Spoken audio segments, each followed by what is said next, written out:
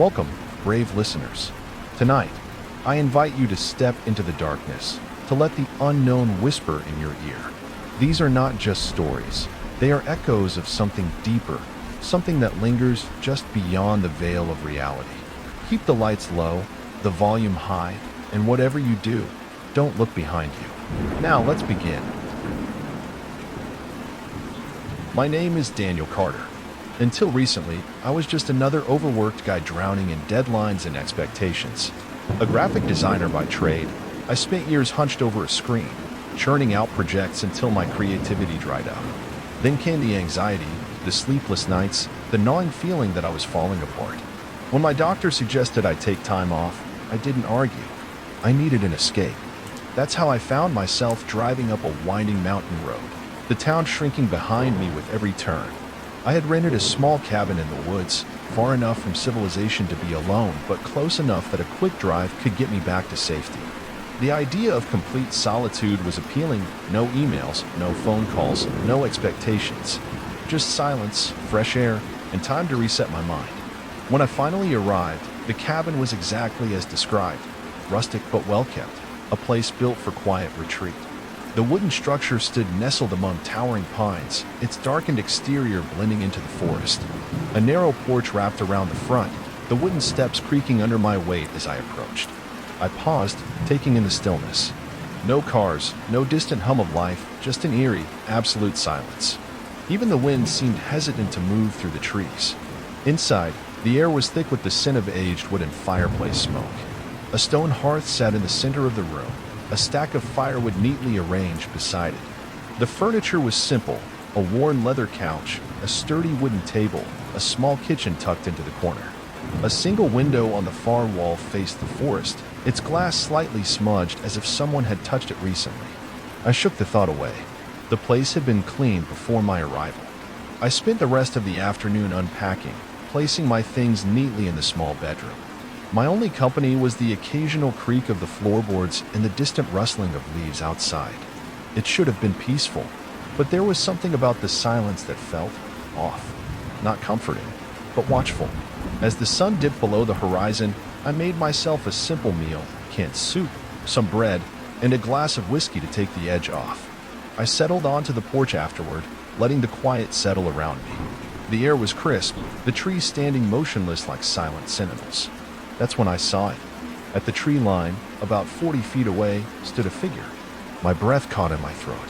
At first, I thought it was a trick of the light, but no, it was a person. A man, from what I could tell, dressed in a dark jacket and a baseball cap. He stood perfectly still, his face obscured by the shadow of the trees. I told myself it was nothing. A hiker, maybe, or someone from a nearby property. But there was no trail out here. No reason for anyone to be standing there, unmoving. I hesitated, then raised a hand in an awkward wave. The figure waved back, a slow, deliberate motion. But he didn't move closer. He didn't call out. He just stood there, watching. A chill ran down my spine. Something about the interaction felt wrong. If he was lost, why wouldn't he ask for directions? If he was a neighbor, why wouldn't he introduce himself? The weight of his stare settled over me, heavy and unnatural. I forced myself to look away, pretending not to care, but the unease stayed with me. I gathered my things and went inside, locking the door behind me. Through the window, I could still see the silhouette at the tree line, unmoving, watching. I closed the curtains. I woke up with the uneasy feeling that something had been watching me all night. The memory of the figure at the tree line lingered in my mind, making the cabin feel less like a retreat and more like a cage. As soon as I stepped outside, I went and checked the spot where the man had stood.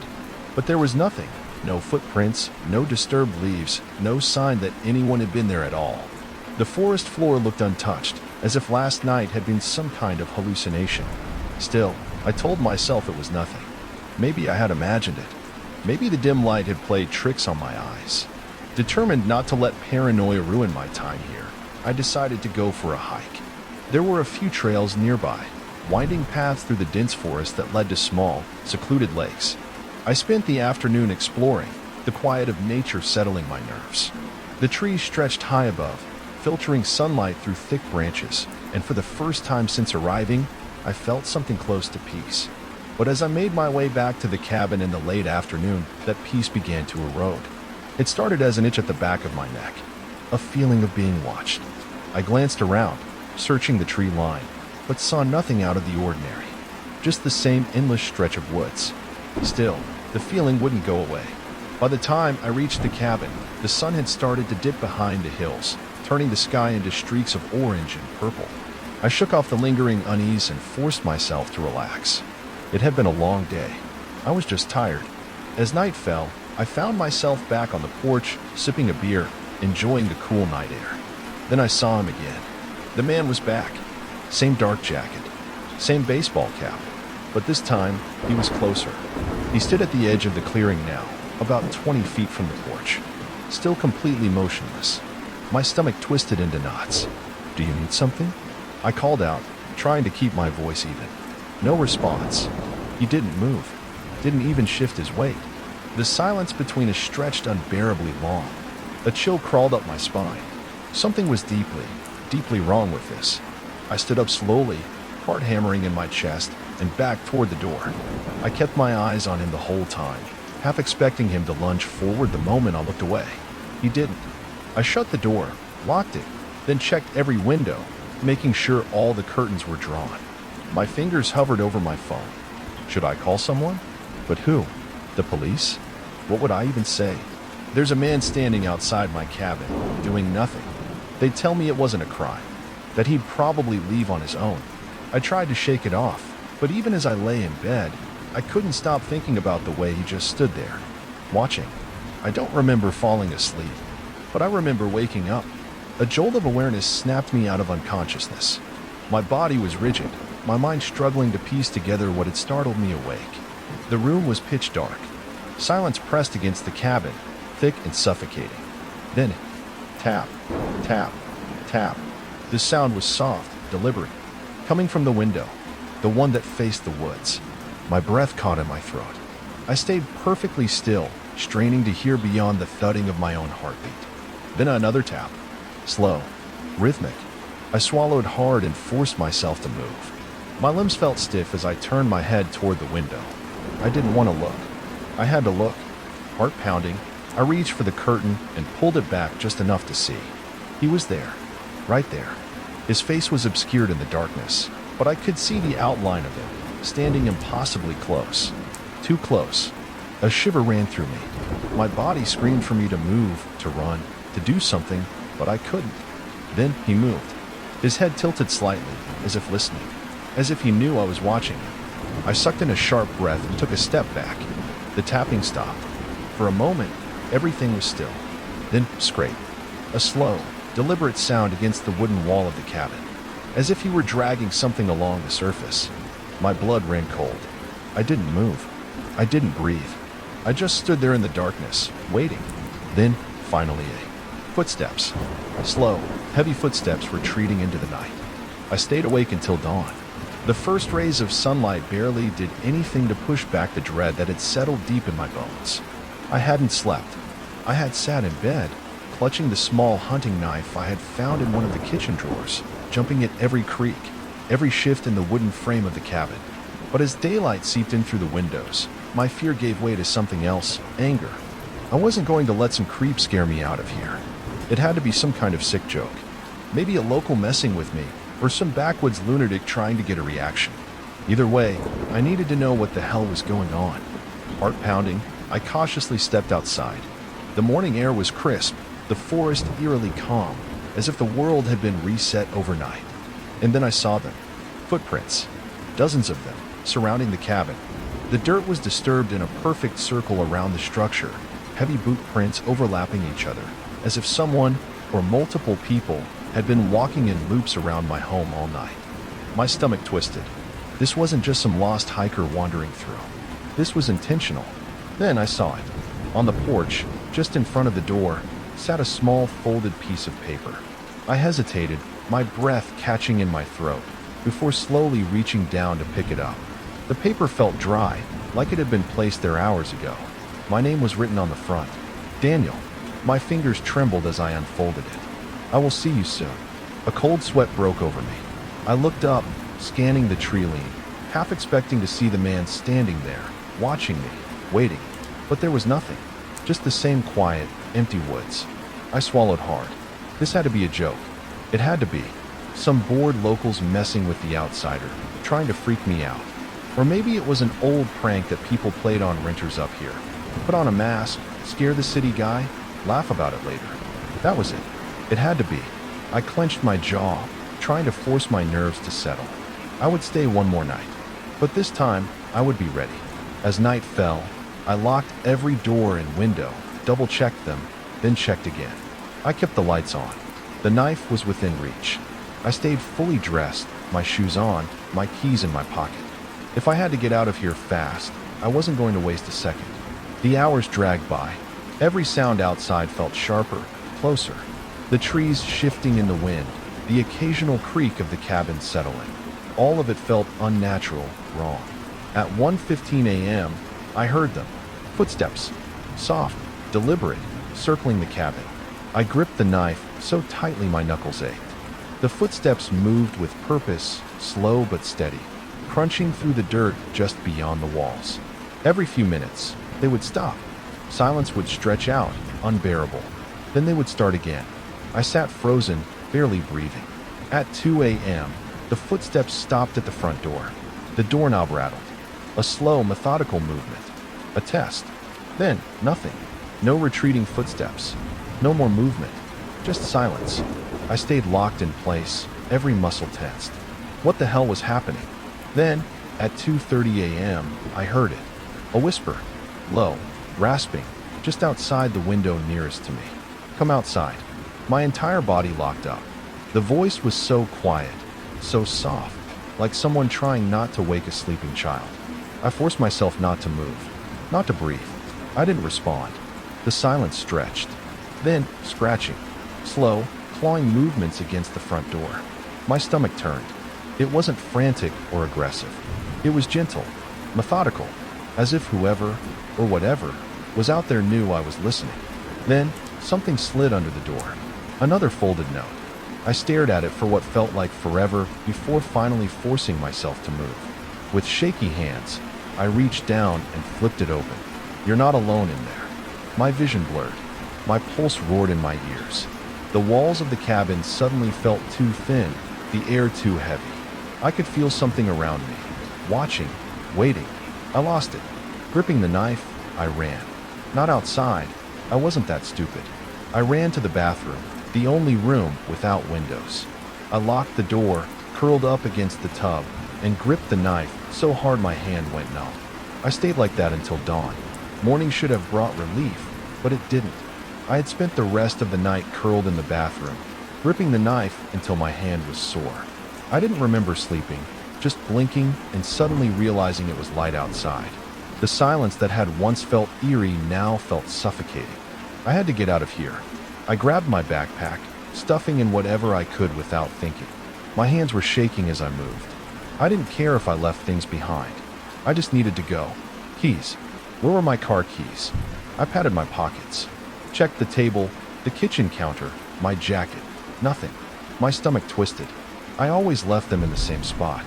They couldn't just be gone. I grabbed my phone to call for help. Dead. Not low battery. Dead. I had charged it the day before. It had been at 80% last night.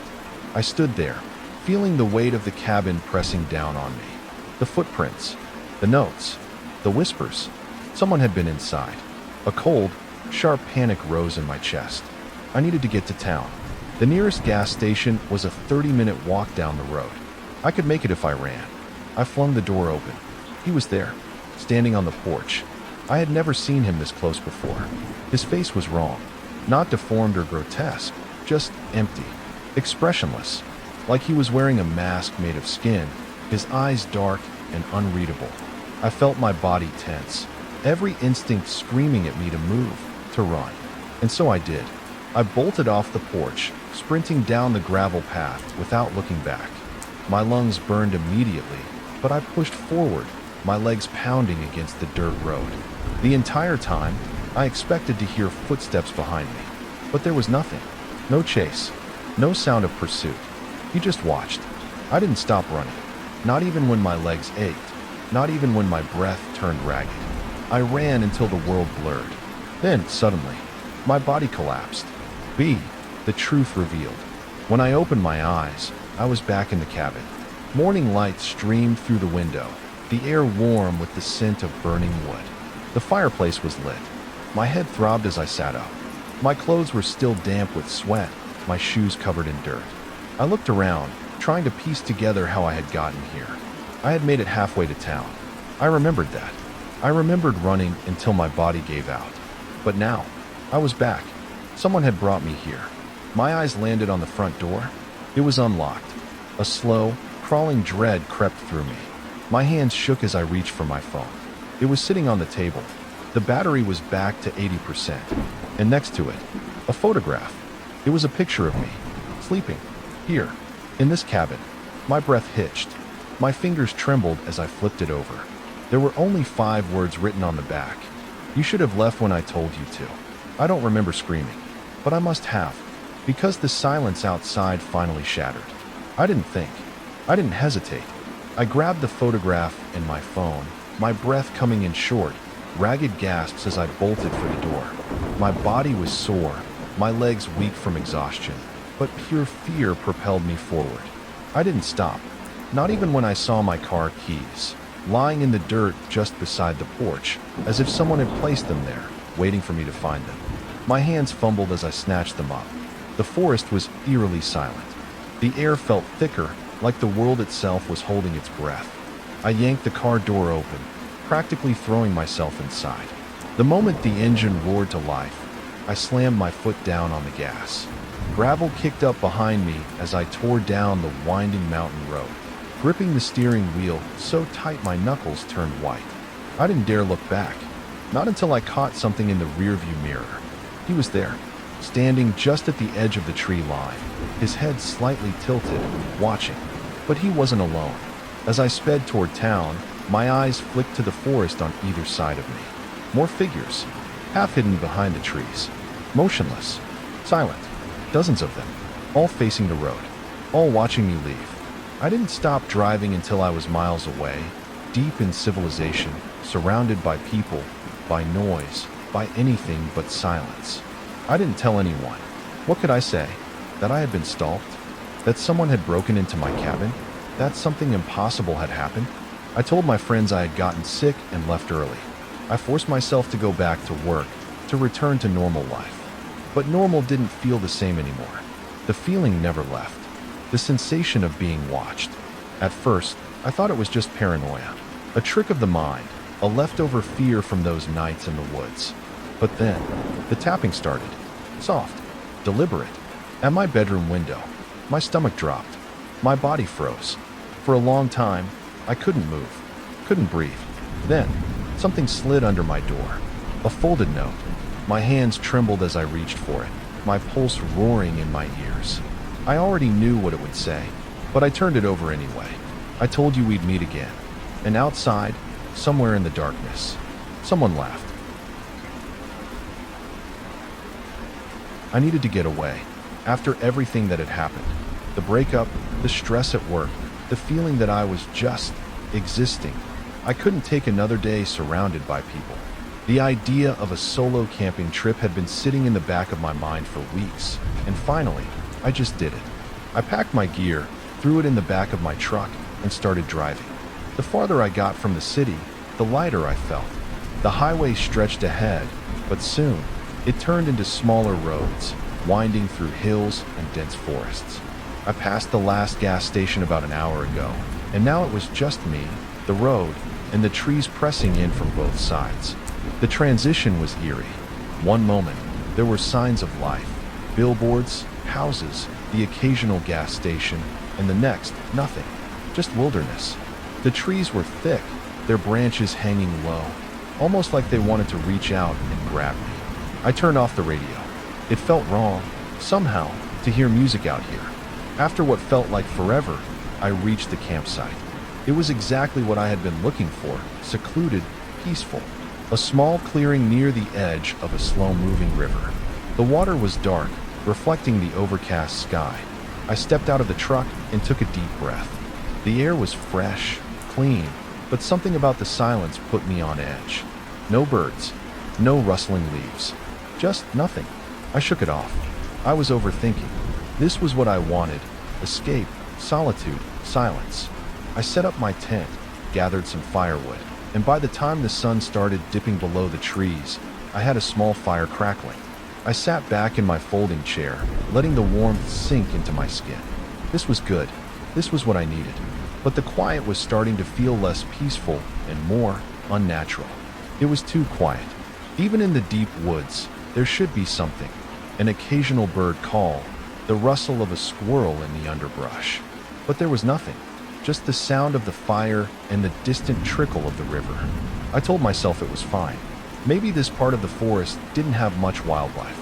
Maybe I was just tired. I poured myself a drink, stretched my legs, and stared into the flames. I was alone. At least I thought I was. I kept telling myself I needed this. The silence, the isolation, the disconnect from the noise of everyday life.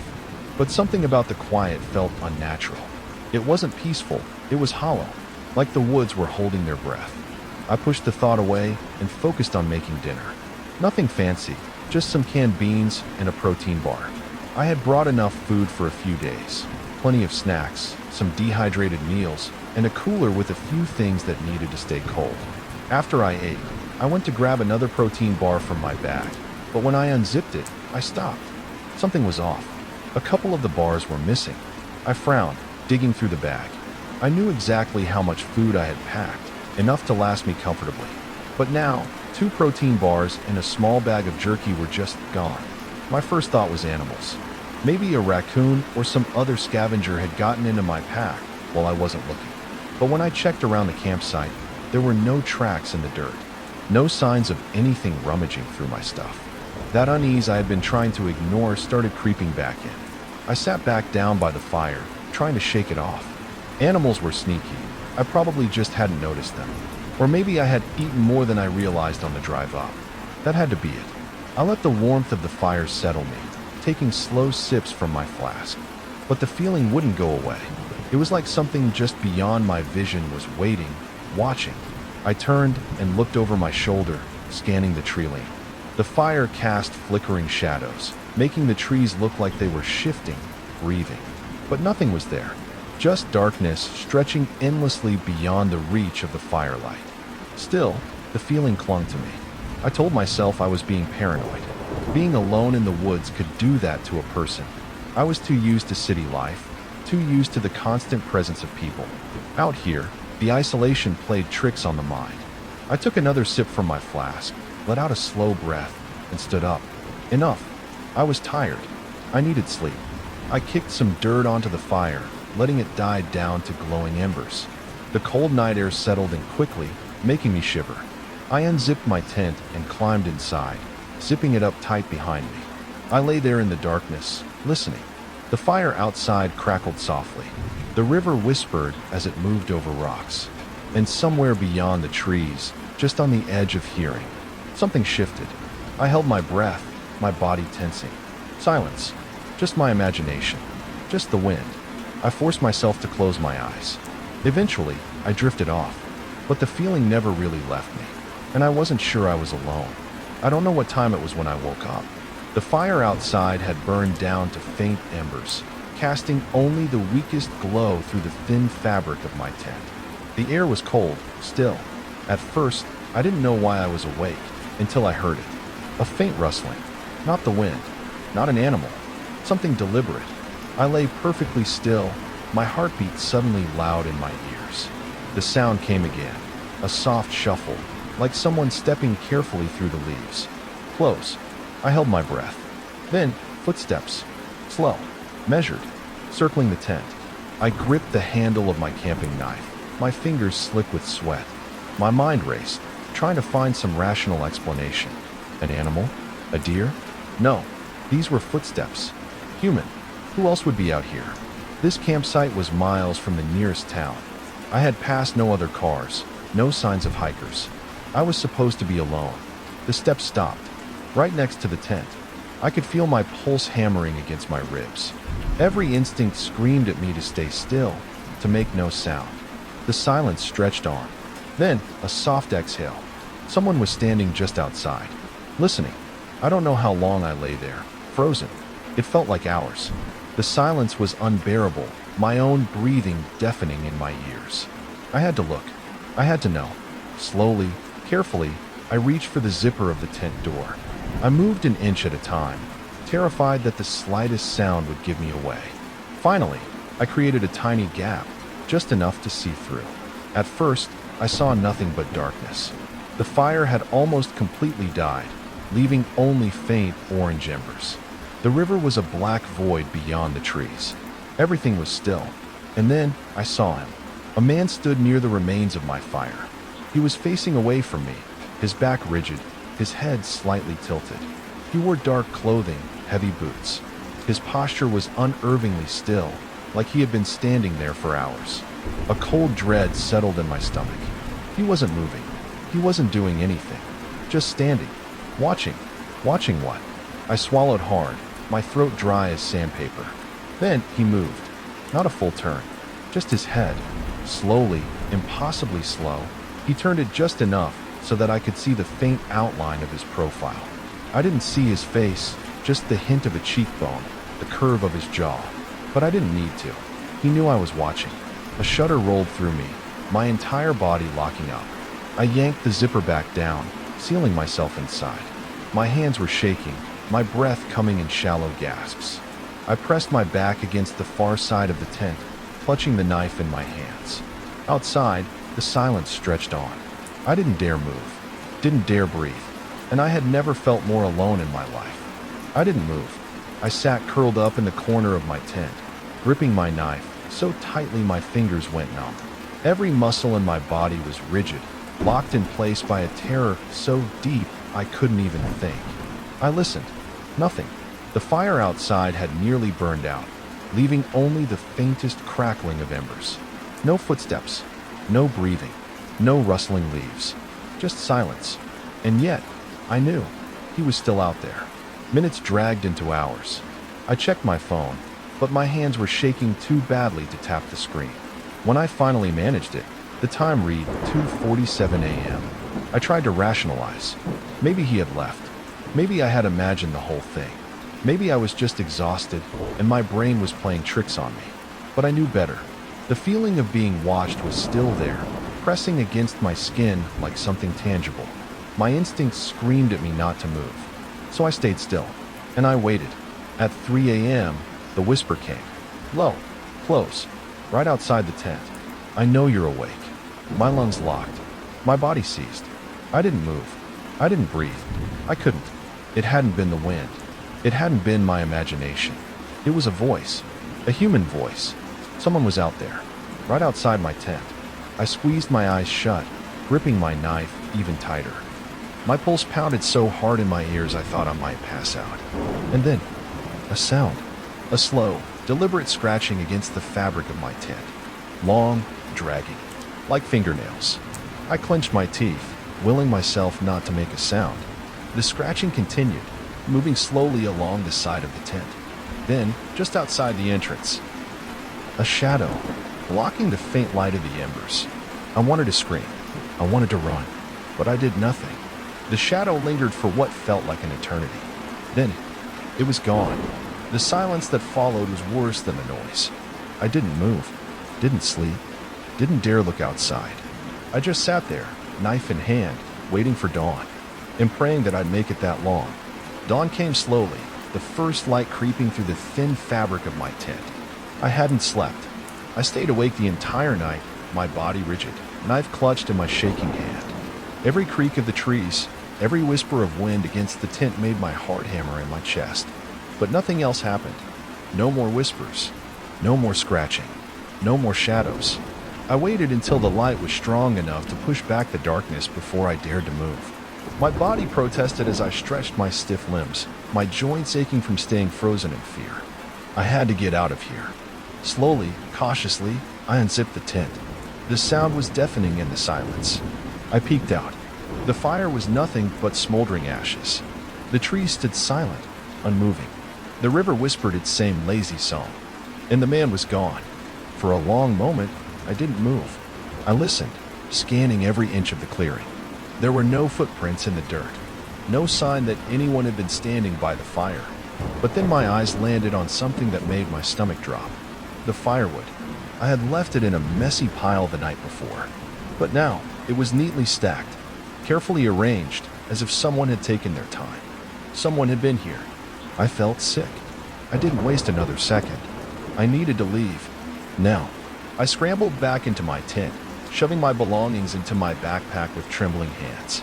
My brain screamed at me to move faster, but my body felt sluggish, my limbs heavy.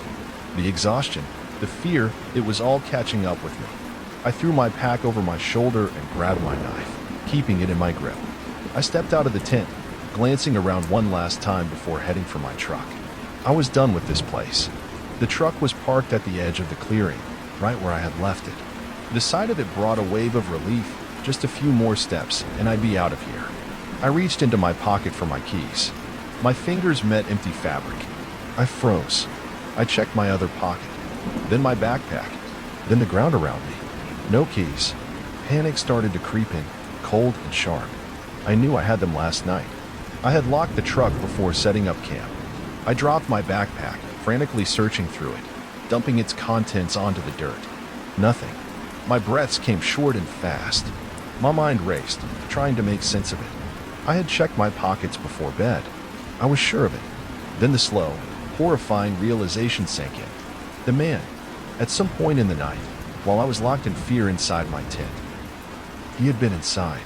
My stomach turned violently, and I staggered back a step, my vision swimming. I wasn't just being watched. I wasn't just being toyed with. He had been close enough to reach into my tent, close enough to take my keys. I whipped my head around, scanning the trees, the river, the dirt. My fingers tightened around my knife, but I knew I was helpless. I had no car, no way to call for help, and the nearest road was miles away. I had only one option: run, and pray that he wasn't still out there. I ran, branches whipped against my face, tearing at my skin, but I didn't slow down. My breath came in ragged gasps, my boots pounding against the forest floor. Every survival instinct screamed at me to move, to keep going, to not look back. Then, I heard it. Footsteps. Behind me. Fast. Heavy. Matching my pace. I risked a glance over my shoulder. A dark figure was weaving between the trees, closing the distance with unnatural speed. I couldn't see his face, only the silhouette of his body moving in quick, jerky motions, like he wasn't running so much as lurching forward. Panic surged through me. I pushed myself harder, my legs burning with every desperate step. But the terrain was uneven, the roots like grasping fingers reaching for my ankles. And then, I tripped. My foot caught on something, and suddenly I was airborne. The world spun. My body hit the ground hard, knocking the air from my lungs. Pain exploded through me, but I didn't have time to feel it. I scrambled onto my hands and knees, clawing at the dirt, trying to get up. My ears strained for the sound of footsteps. Closer. Too close.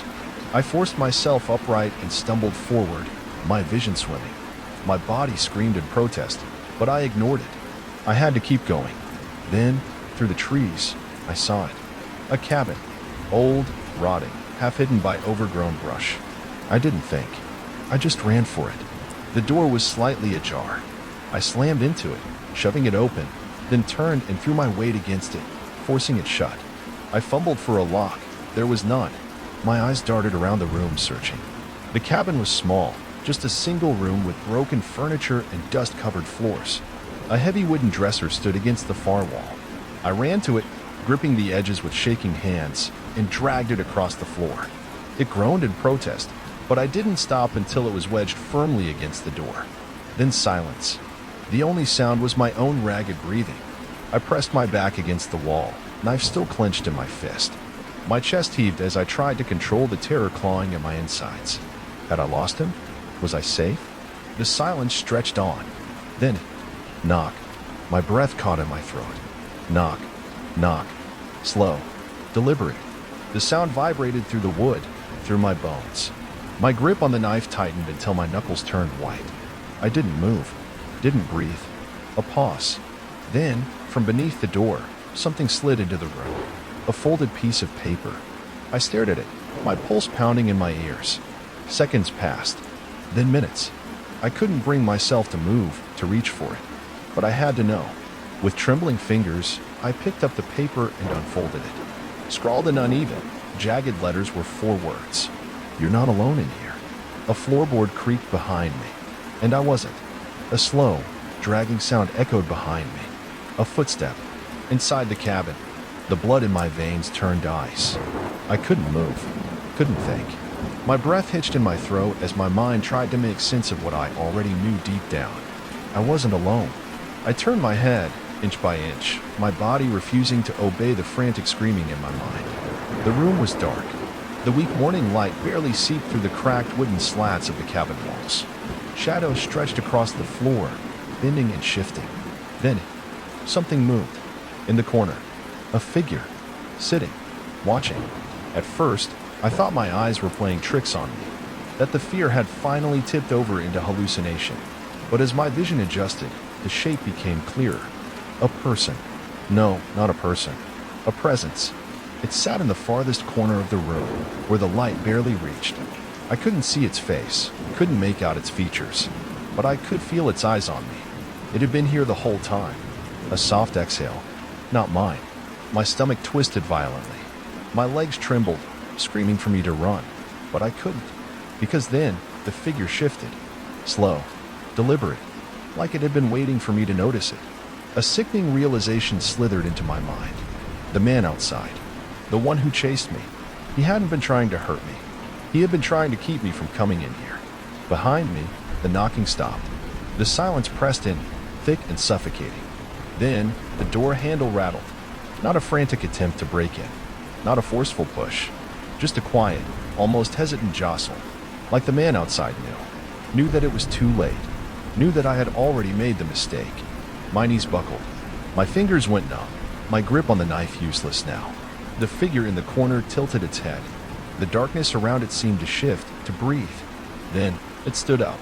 And I understood. I was never supposed to leave. I opened my mouth to scream, but the door burst open first, and everything went black. I've spent years exploring forgotten places, abandoned hospitals, crumbling mansions, empty amusement parks left to rot. Something about these places calls to me.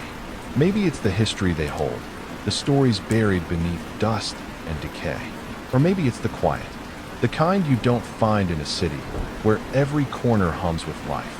That's why I was deep in the woods that day, miles from civilization, alone. I had read about an old fire watch tower somewhere in these forests. No official records were made, just a few mentions in online forums where hikers swapped stories. Most claimed it was lost to time, swallowed by the wilderness, but a handful of people swore they'd seen it. An aging structure standing against the treetops, a forgotten relic of another era. That was all the reason I needed to come looking. The forest was dense, the kind that didn't welcome visitors. Trees pressed in from all sides, their branches twisting like skeletal fingers overhead. The ground was soft and damp, swallowing the sound of my footsteps. I'd been walking for hours, guided only by a rough map and a sense of direction. No trails, no markers, just endless green. Something felt off. I hadn't seen a single bird since I entered the deeper part of the forest. No distant chirping, no rustling in the underbrush. Just silence, the kind that makes your ears ring. Even the wind barely stirred the leaves. I told myself it was nothing. Some forests were just like that, strangely still, untouched. But the further I walked, the heavier the air became, thick with something unspoken. And then I saw it. The watchtower. It stood taller than I expected, its wooden beams worn and grayed with age. The structure leaned slightly, as if time had tried to pull it down but hadn't quite succeeded. A rusted ladder stretched up to the observation deck, its metal rungs barely clinging to the frame. I stepped closer. Graffiti covered the lower slats. Random names, crude drawings, messages scrawled in faded paint. But something was odd. Unlike most abandoned places, there weren't layers of tags from different visitors over the years. It was as if all the markings had been made around the same time, long ago. And there were no beer cans, no cigarette butts, no footprints in the dirt. It didn't feel like a place people came to hang out. It felt forgotten. I tilted my head back, looking up at the platform above. From here, it would give a perfect view of the endless forest. That was why these towers were built, to watch for fires, to spot danger before it spread. But now, it stood alone, guarding nothing. I ran a hand over the lowest rung of the ladder.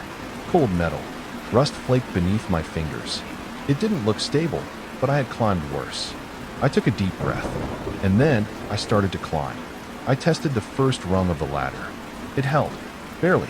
The climb was slow, deliberate. Every step sent a groan through the tower's bones, a warning that this place wasn't meant to hold weight anymore. I moved carefully, gripping the sides as much as possible, my breath tight in my chest. The wind picked up the higher I climbed, a low whisper against the wooden beams. Halfway up, I paused. From here, the world stretched out in every direction, an ocean of treetops, endless and untouched. But something was wrong. The forest wasn't just still. It was empty. I had expected to see movement, squirrels darting through the branches, birds gliding between the trees. But there was nothing. No motion, no sound. The landscape below felt frozen, as if time had stopped. I forced myself to keep climbing. Reaching the top, I pulled myself onto the platform. The railing was warped, sections missing where the wood had given up. The observation deck was barely larger than a small room, its wooden planks brittle under my boots. A faded chair sat near the edge, rust eating away at its metal legs. Then I saw it. In the farthest corner, half hidden in the shadows, was a backpack. It shouldn't have been here. The tower looked like it hadn't been touched in decades. But the backpack was modern, black, weathered, but intact. I stepped closer. The air felt heavier now, pressing against my skin.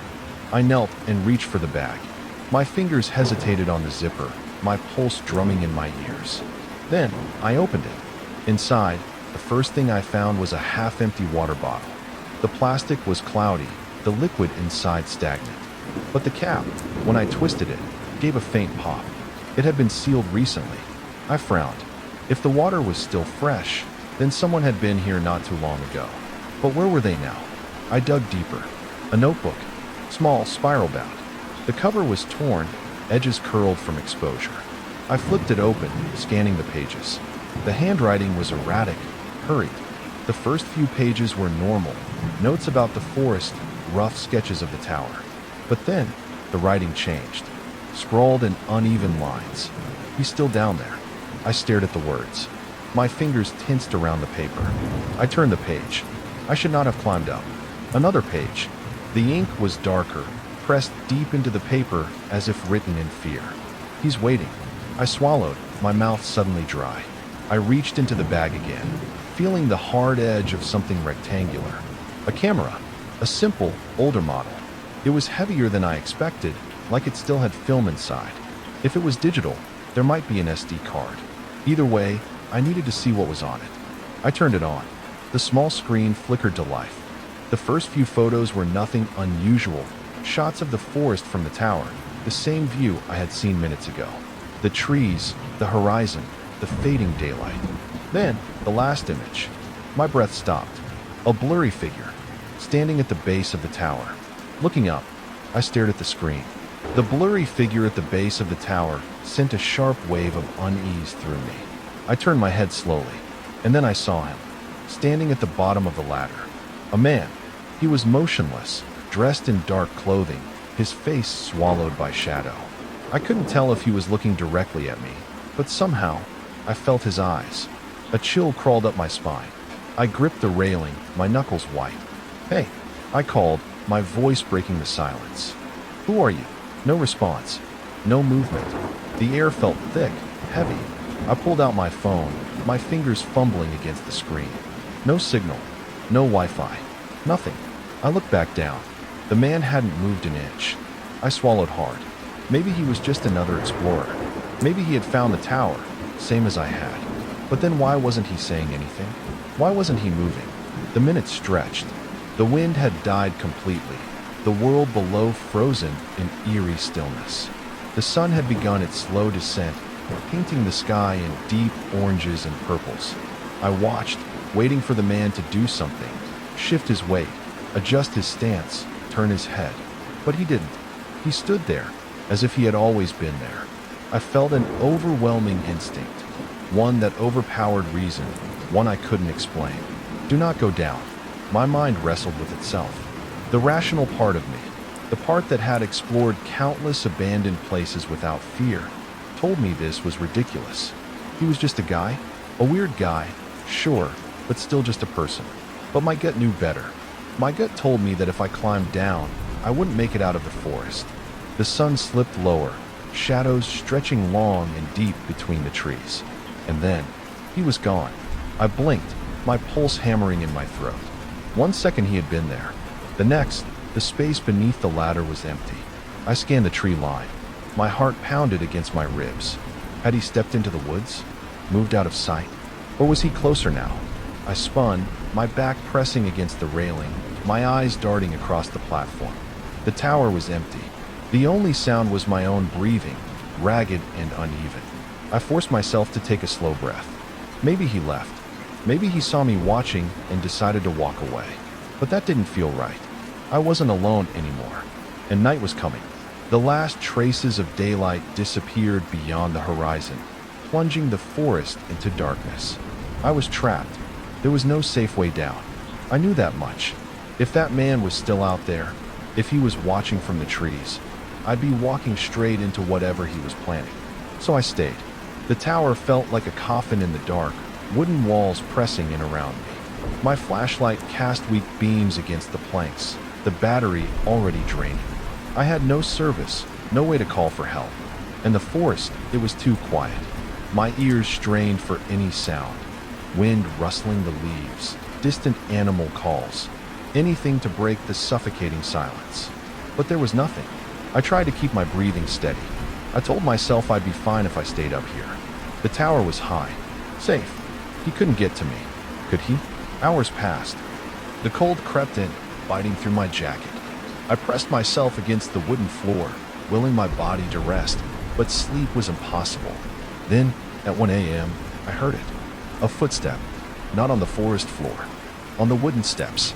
I froze, my pulse hammering against my ribs. Another step, then another. Someone was climbing the tower. I shot up, my body locked in terror. I grabbed the first thing I could, a splintered piece of wood from the rotting railing. My fingers curled tight around it, my breath shallow. The steps were slow, deliberate. Each creak sent ice through my veins. I forced myself to move. Crawling to the edge of the platform, I peered down. Only darkness. The ladder was swallowed in shadow, the space beneath the tower a yawning void. I couldn't see him, but I could hear him. B. The man begins climbing. The steps continued. Creak. Creak. I gripped the wood tighter, sweat slicking my palms. Who's there? My voice came out hoarse, raw. No answer. The steps didn't stop. I swallowed, trying to steady my thoughts. This isn't happening. This isn't real. But it was. And then, a whisper drifted up from below. Low, ragged, crawling up the wooden beams like fingers on my spine. You should not have come here. I nearly dropped the wood. My stomach turned to ice. The steps grew slower. Closer. He was coming. I backed up until my spine hit the railing. My fingers ached from gripping the splintered wood, but I barely noticed the pain. The steps had stopped. Silence stretched out, thick and suffocating. The only sound was my own pulse pounding in my ears. I waited. A minute passed. Then another. Nothing. Was he still there? Had he climbed back down? Or was he standing just out of sight, waiting for me to let my guard down? I strained my ears, desperate for any sound. Then, movement. A shadow. Not below. Not on the ladder. Up here. At the edge of the deck. I choked on my breath, my hands going numb. Somehow, impossibly, he was already up here with me. I didn't hear him climb the last steps. I didn't see him move. But he was there now, standing just beyond the reach of my flickering flashlight. I had nowhere left to go. My mind raced. I had two choices. I could jump. The fall would break bones, maybe worse, but I'd have a chance. Or I could fight. But my gut told me that whatever I was facing wasn't something I could fight. I took a slow, shuddering breath, my legs tensing. If I was going to jump, I had to do it now. Then he stepped forward, and I saw his face. It was mine. My own face staring back at me, twisted into a grotesque grin. The mouth stretched too wide, the skin pulled too tight. The eyes, my eyes, were hollow, wrong. The thing tilted its head, watching me. I felt my sanity slipping, my mind rejecting what I was seeing. Then it took another step. I had no time left. I jumped. I didn't think. I couldn't. I just jumped. The air rushed past me, my stomach lurching as I plummeted toward the darkness below. For a split second, weightlessness swallowed me whole. Then the impact came. Pain exploded through my body as I hit the forest floor. My shoulder struck first, sending a sharp, searing agony through my arm. My knees buckled, and I collapsed into the dirt, gasping. The world blurred, my vision tunneling from the shock. But I was alive. I didn't have time to process the pain. Somewhere above me, the tower loomed, its rotting wood creaking in the wind. I didn't look up. I pushed myself up, biting back a scream as my ankle throbbed in protest. Running wasn't an option. I was injured, but I forced my legs to move. Stumbling, limping, I shoved my way through the underbrush, the shadows of the trees swallowing me whole. I just had to make it to my car. Branches clawed at my arms, my breath ragged. Every step sent fresh bolts of pain through my body, but I kept going. The night pressed in, thick and suffocating, but ahead faintly, I saw it. The road. Relief crashed over me like a tidal wave. My car was there, waiting, exactly where I had left it. I staggered forward, nearly collapsing as I reached the door. My hands fumbled for my keys, slick with sweat and shaking so badly I could barely grasp them. Then, instinct made me stop. I didn't want to. I didn't want to look. But something deep inside me forced my gaze upward.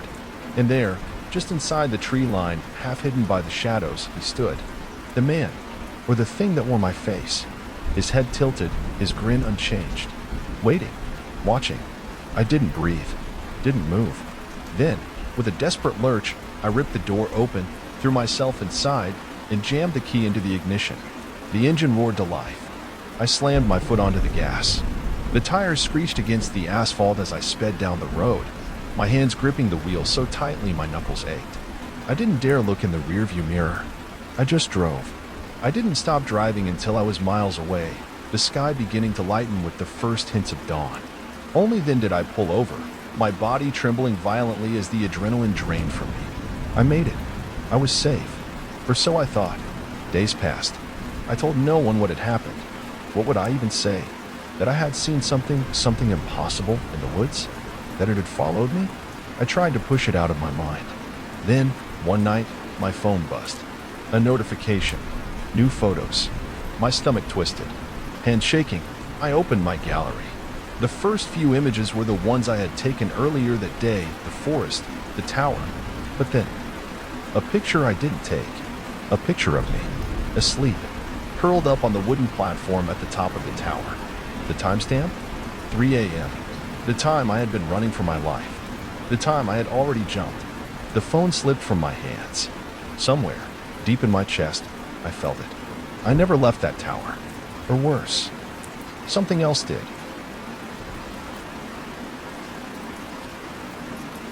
It was past midnight, and I was the only one on the road.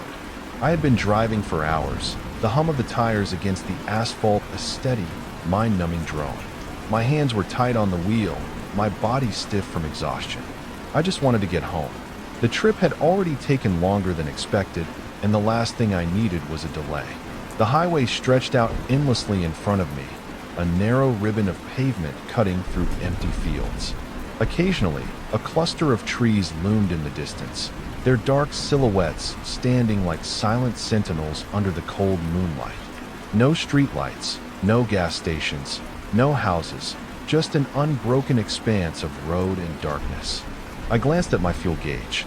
Half a tank, enough to make it home. I let out a breath, trying to shake the growing unease in my chest. I hadn't seen another car in over an hour. That alone should have been strange. Highways, even rural ones, usually had some traffic, truckers, night owls, late-night travelers like me. But tonight, it was just me. No headlights in my rearview mirror, no approaching cars on the other side. Just me and the night. The silence was unsettling. I reached for the radio, hoping for some music to keep me company, but all I got was static. I cycled through the stations. Nothing. just dead air. A heavy sigh left my lips as I focused back on the road. Maybe I was just overthinking it. Maybe it was just a quiet night. But deep down, I felt it. Something was wrong. The first sign came as a slight hiccup, so small that I almost didn't notice it. The engine gave a tiny shudder, just a split second of hesitation. Then, it smoothed out, and everything seemed fine. Until it happened again. This time, the dashboard flickered.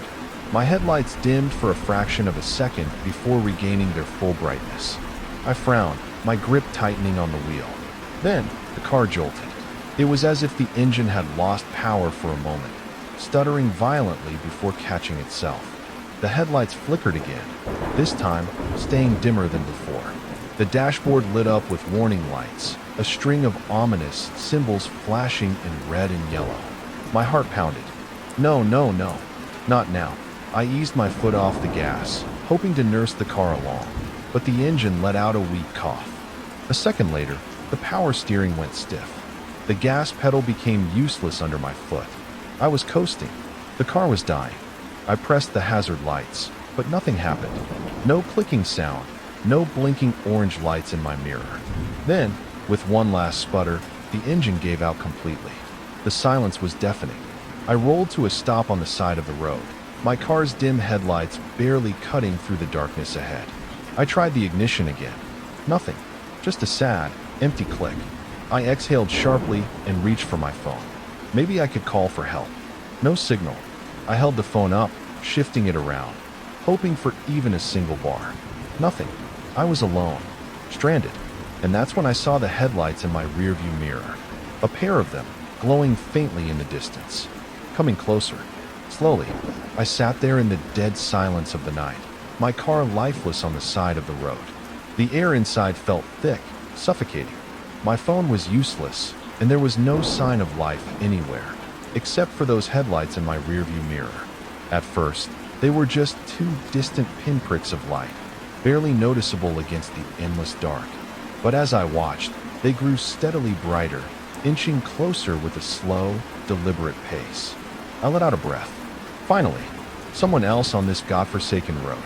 As the vehicle approached, the glow of its headlights illuminated the highway behind me. The low, grumbling sound of an engine filled the silence. It was heavy, deep, something bigger than a normal car. And then I saw it. A truck. It wasn't a new model, not one of those polished 18-wheelers you'd see on the interstate. This thing was old, battered. The metal body was dull, covered in patches of rust and dirt. One of the headlights flickered, struggling to stay lit. The engine made a rough, uneven sound, like it was breathing heavy. It rolled up beside me, slowing to a near stop. I hesitated before stepping out of my car. Relief. That's what I should have felt. But instead, a strange unease settled in my stomach. I waved, trying to look as casual as possible. Hey, my car died. Think you could help me out? The truck's window rolled down. Inside the cab were two men. The driver was older, probably in his late 40s or early 50s. He had a thick, scruffy beard that covered most of his face, and his skin looked weathered, like someone who had spent years under the sun. His eyes were small, dark, and filled with something I couldn't quite place. He had a smirk, one that stretched just a little too wide. The passenger was younger, maybe mid-20s. He was thin, almost gaunt, with sharp cheekbones and short, dark hair. Unlike the driver, he didn't smile. He didn't even react. He just stared at me, his expression completely blank. Need some help, friend? The driver asked, his voice rough, like someone who had smoked a pack a day for years. There was something off about the way he said it. The words were friendly, but the way he looked at me, it was almost like he was amused, like he already knew the outcome of this interaction. The younger man stayed silent, his gaze never leaving mine. For some reason, that stare unnerved me more than anything else. I forced a tight smile. Yeah, car just died out of nowhere. No signal on my phone either. The driver nodded, but he didn't say anything right away. He just let the silence stretch. Too long. Then, very slowly, he licked his lips. The motion was slow, deliberate. I felt my pulse tick up. "We can give you a ride," he said, still grinning. Something inside me tensed.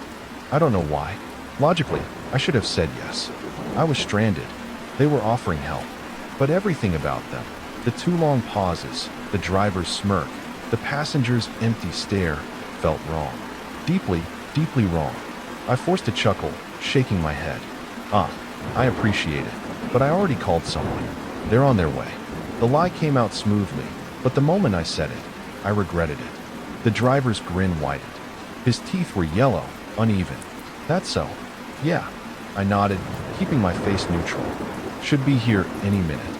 The younger man finally spoke. Didn't think you had service out here. His voice was quiet, flat, no emotion. I felt a cold chill creep up my spine. For a moment, none of us spoke. The driver just stared at me, his fingers drumming lightly against the steering wheel. His smirk never faded. Then, finally, he nodded. Well, guess you're all set then. I exhaled, pretending to relax. Yeah, thanks though. Appreciate it. Neither of them moved. For a few seconds, they just sat there, watching me. Then, slowly, too slowly, the truck started rolling forward. I swallowed hard as I watched them drive off. But they didn't speed away like most people would after stopping to help. No, they crawled down the road at a painfully slow pace, as if they were waiting for something. Their taillights lingered in the distance. They didn't disappear. They just sat there, waiting.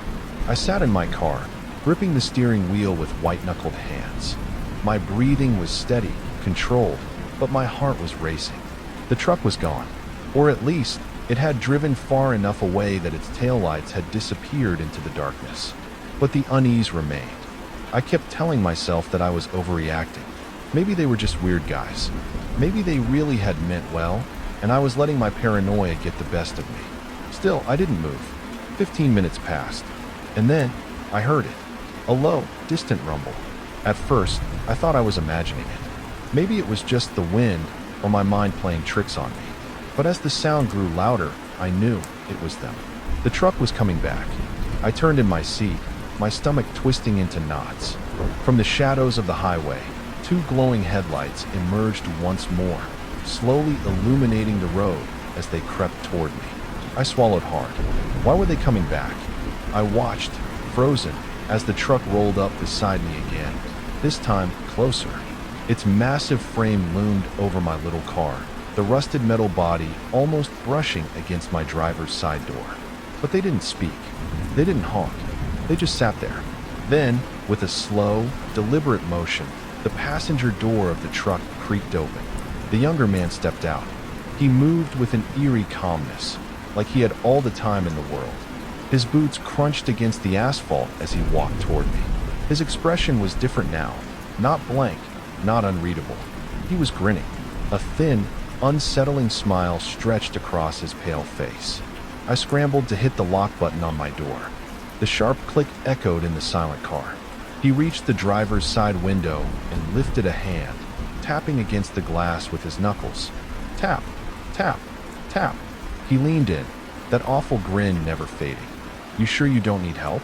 His voice was too smooth, too casual, like he was enjoying this. I shook my head, keeping my face as neutral as possible. Then, very slowly, his hand drifted down. His fingers curled around the door handle. He tested it, jiggled it. I barely stopped myself from flinching. Locked. Thank God. His smile twitched, like he'd been hoping for a different result. For a long, suffocating moment, neither of us moved. I refused to roll down the window, refused to react. My mind was screaming at me to do something. Start the car, flash the headlights, anything, but I was frozen. The passenger finally took a step back. His grin didn't disappear, but something about it changed. It wasn't playful anymore. It was disappointed, like he'd been expecting this to be more fun. He turned and walked back to the truck. The driver was watching me. I could barely see his face through the shadows, but I could feel his stare. Then, at last, he spoke. See you around. The truck backed away, its tires crunching against the gravel shoulder. Then, without another word, it turned and drove off, disappearing into the darkness once again. But this time I knew. They weren't gone. They were waiting. For a long moment, I just sat there, my entire body rigid. My pulse pounded so loudly in my ears that I could barely hear the night around me. The truck was gone, for now, but my instincts screamed at me. This wasn't over. I needed to get out of here. Now, with shaking hands, I reached for the ignition. I already knew what would happen. The engine would sputter, the battery would click uselessly, and I would be left stranded. But I had to try. I turned the key. A cough. A splutter. Then, the engine roared to life. My breath caught in my throat. I didn't stop to question it. Didn't care how or why. I just drove. I slammed my foot on the gas, the tires screeching against the pavement as I lurched back onto the highway. The adrenaline coursing through me drowned out everything else. My fear, my exhaustion, even my sense of reason.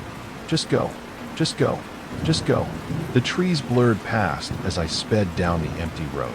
My hands were gripping the wheels so tightly they ached, but I couldn't let up. I just needed to put distance between me and that truck.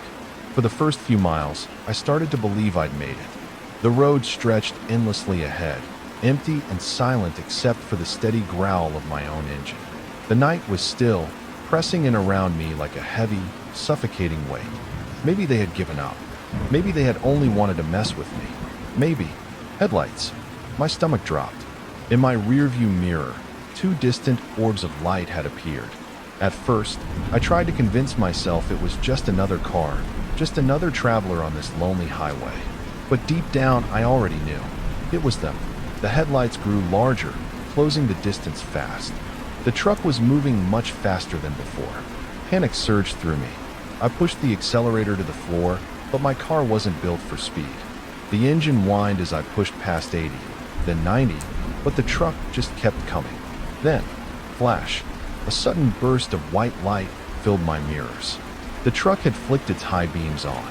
The blinding glare swallowed everything. My hands trembled as I struggled to keep control, my eyes flicking between the road and the burning light in my mirror. Then, darkness. The beams turned off. For a second, I could see again. Then, flash. The high beams flared again, even brighter this time. They were toying with me, blinding me, trying to make me lose control. I gritted my teeth, forcing my focus back on the road. I couldn't slow down. I couldn't stop. I just had to. Something up ahead. A shape. A shadow across the road. I squinted against the darkness. My heart stopped. Another truck, parked sideways across the highway, blocking the entire road. My foot slammed on the brakes. The tires screamed against the pavement as my car skidded forward, the smell of burning rubber filling my nose. The seatbelt dug into my chest as the car fishtailed, nearly spinning out. But I had no choice. If I didn't stop, I would crash head-on into the massive steel frame. The car jerked to a halt, just feet away from the second truck. My breath came in ragged gasps. My hands shook violently against the wheel. I glanced at the rearview mirror. The first truck was still coming. They had planned this. A trap. I was caught. Silence. For a brief, suffocating moment, the only sound was the steady, uneven rhythm of my own breathing. The engine of my car hummed softly, useless now. Ahead of me, the second truck sat motionless, a massive steel wall blocking my escape. Then, movement. Both truck doors swung open with a metallic groan. Boots hit the pavement. Two pairs. Then another. More than two of them. My fingers locked around the steering wheel, knuckles white. My mind screamed at me to move, to think, to do something, but my body was frozen in place. I fumbled for the locks. Click, click, click. The sound felt impossibly loud. And then, from the darkness, a heavy fist pounded against my window. Bang, bang, bang. I jumped, my breath catching in my throat. Through the glass, I could see the driver, the gruff man with the unsettling smirk. Only now, he wasn't smirking. His face was calm, unreadable. His small, dark eyes studied me through the window, taking in my terror. He leaned in slightly. "Come on out, friend." His voice was low, almost gentle. "Let's talk." I shook my head violently. My hands were trembling so hard they barely gripped the wheel. His smile returned, wider this time. Behind him, I heard a metallic scrape. I turned my head. The passenger, the younger man, was standing just outside my door. In his hand, a crowbar gleamed in the moonlight. He lifted it, letting the cold steel drag slowly across the door handle. SCRRRKKKK. The sound sent a violent shudder down my spine. They were going to pull me out. I knew it. Whatever was happening, whatever sick game they were playing, it ended here. If they got me out of this car, I was dead. No doubt. No question. My pulse exploded in my ears. Move. Move. There was only one option. I grabbed the gear shift and slammed it into reverse. My foot pounded the gas. The car jolted violently backward, tires screeching against the pavement. The men reacted instantly. The younger one lunged for the door handle, but the car was already moving. His fingers scraped uselessly against the metal before I pulled away. The driver snarled something. His calm act was gone now. I twisted the wheel, barely missing the ditch behind me. The car swerved wildly, almost losing control. But I didn't stop. I saw the first truck, the one that had been chasing me. It was turning, coming after me. I floored the gas, my speed climbing higher and higher. The truck's headlights flared behind me. The engine roared. I was losing. Then I saw it. A small road. A turnoff. A chance. Without thinking, I jerked the wheel hard to the right. The car screeched, tires barely gripping the asphalt. For a second, I thought I had lost control.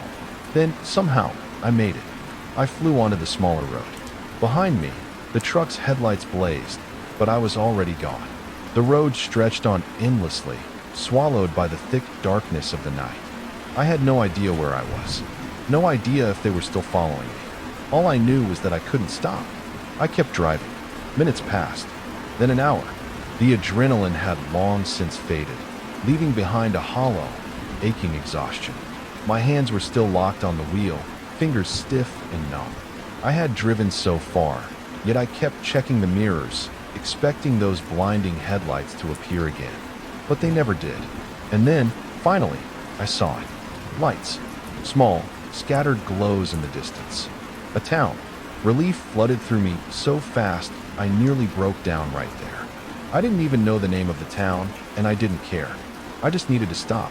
I pulled into the first place I saw, a gas station, its flickering neon sign buzzing in the cold air. The moment I parked, my body finally gave in. My hands slipped from the wheel. My head fell back against the seat. I was safe. The gas station was empty except for a single attendant behind the counter, a thin guy with tired eyes, wearing a grease-stained hoodie. He looked up as I staggered inside, my legs shaky, my heart still hammering.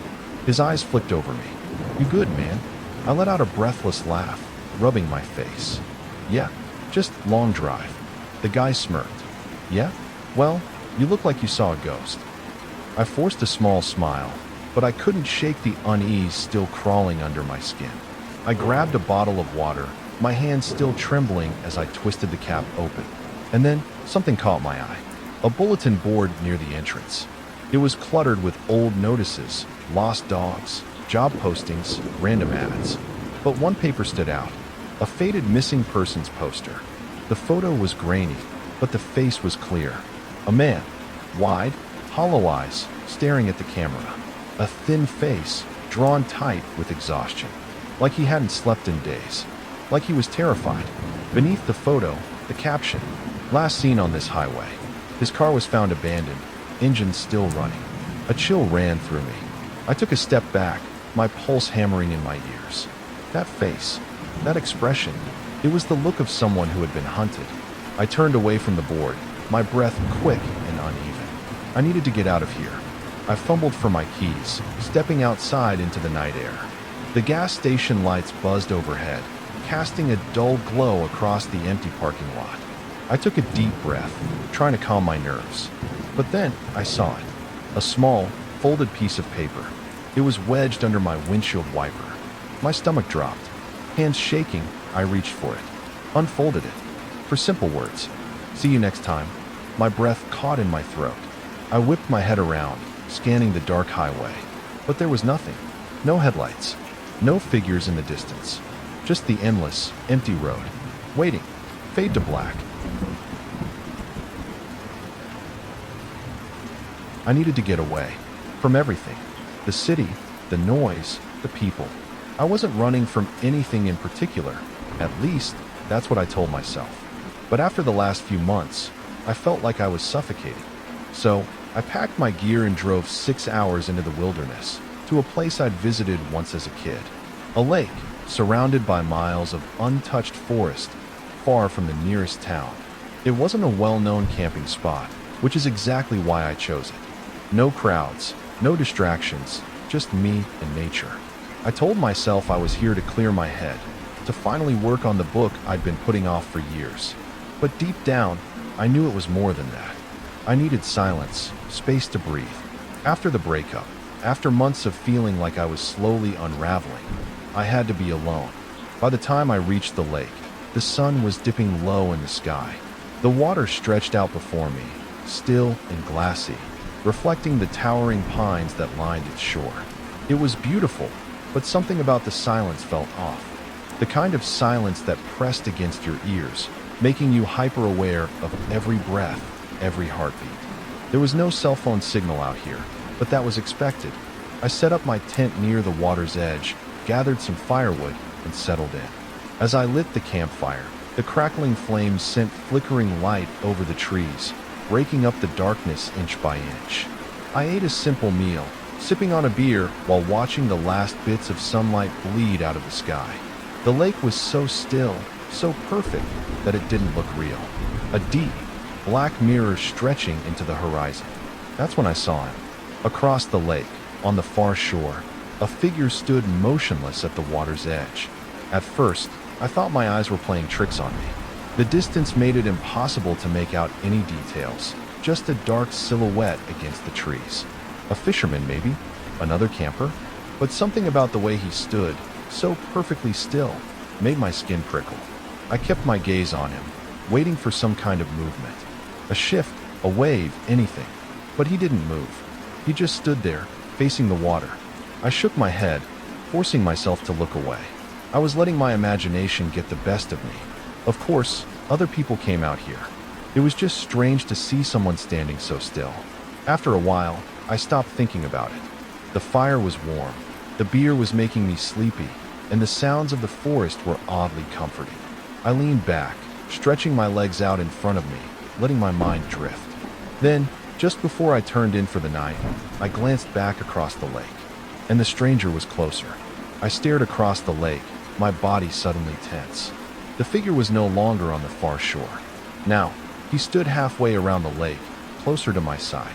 I blinked hard, my mind scrambling for an explanation. I hadn't looked away for that long, maybe 5 minutes at most. He would have had to move fast, really fast, and yet there had been no sound. No rustling of underbrush, no crunching footsteps on the forest floor. The water was still as glass, untouched by any ripples. A cold unease crept over me.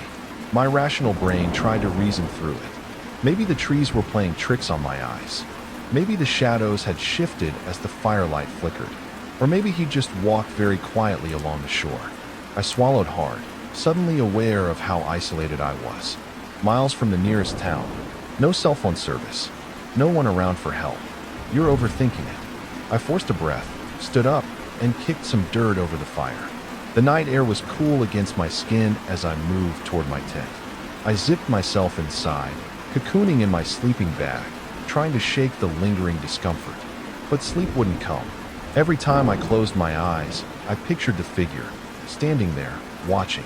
I told myself it was just my imagination, but the image wouldn't leave me. Hours passed. The fire outside dimmed to embers. And eventually, at some point, exhaustion won.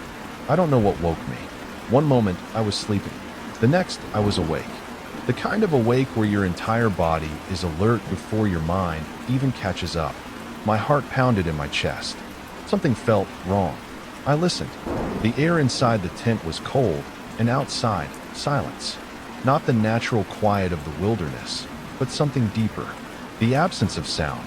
No wind in the trees. No chirping insects. Even the lake seemed to have swallowed its own movement.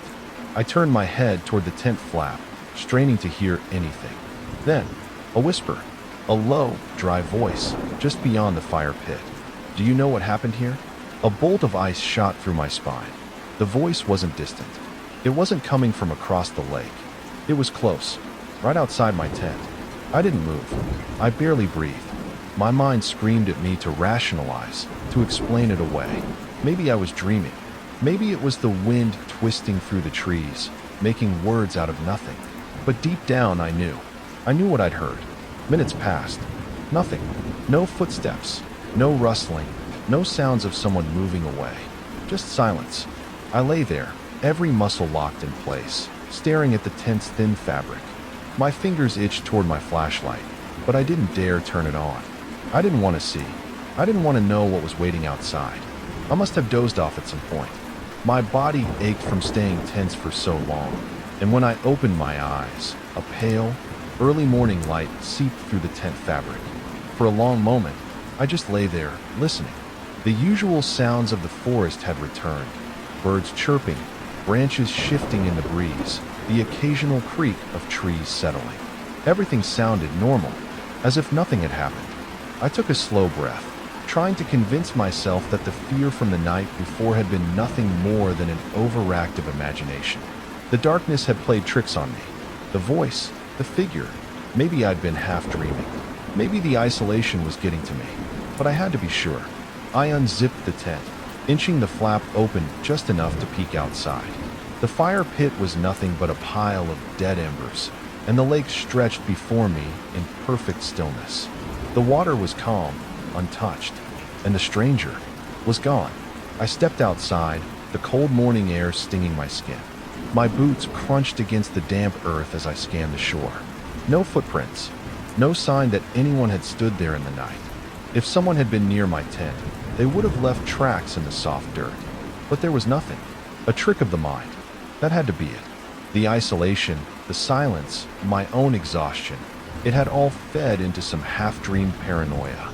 I exhaled, letting the tension slip from my shoulders. Still, something didn't sit right. I started packing up my gear, shaking off the lingering unease. Maybe I'd head back into town a day early. I'd gotten what I came for, solitude, space to breathe. There was no point in sticking around if my own mind was starting to betray me.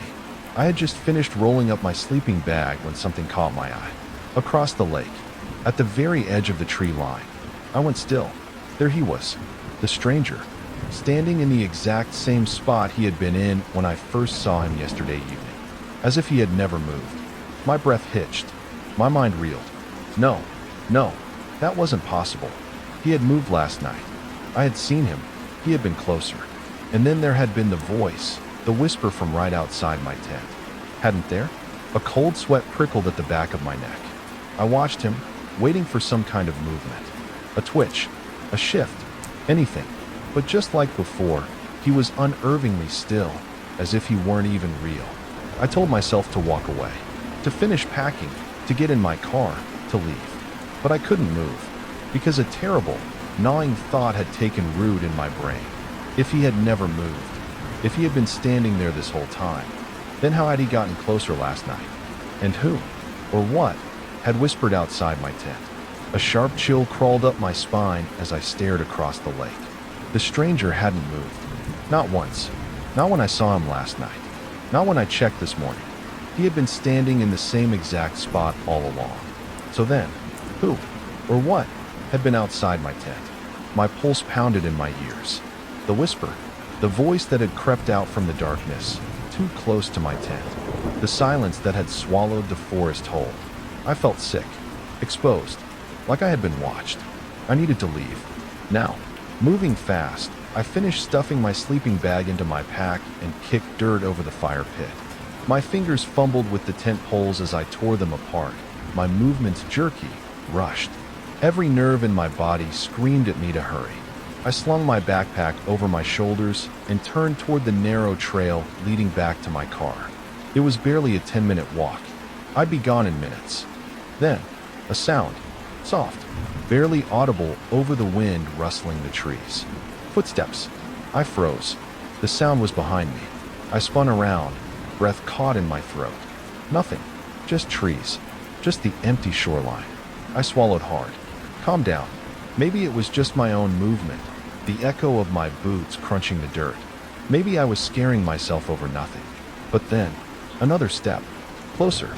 I felt my chest tighten. No, I wasn't imagining it. I wasn't alone. I turned and ran. My feet pounded the dirt path, breath coming in ragged gasps. The car wasn't far, just a few minutes. If I could just. The footsteps followed. Not a full sprint. Not a desperate, crashing chase. Just soft, deliberate steps, keeping pace, as if it knew I couldn't escape. I burst through the trees, my car coming into view at the edge of the clearing. Relief surged through me. I was almost there. Just a few more steps. Then I looked up and stopped cold. Someone was already there, standing next to my car, waiting. The stranger. No, that wasn't possible. I had just seen him across the lake. Minutes ago. There was no way he could have beaten me here. And now, for the first time, I could see his face.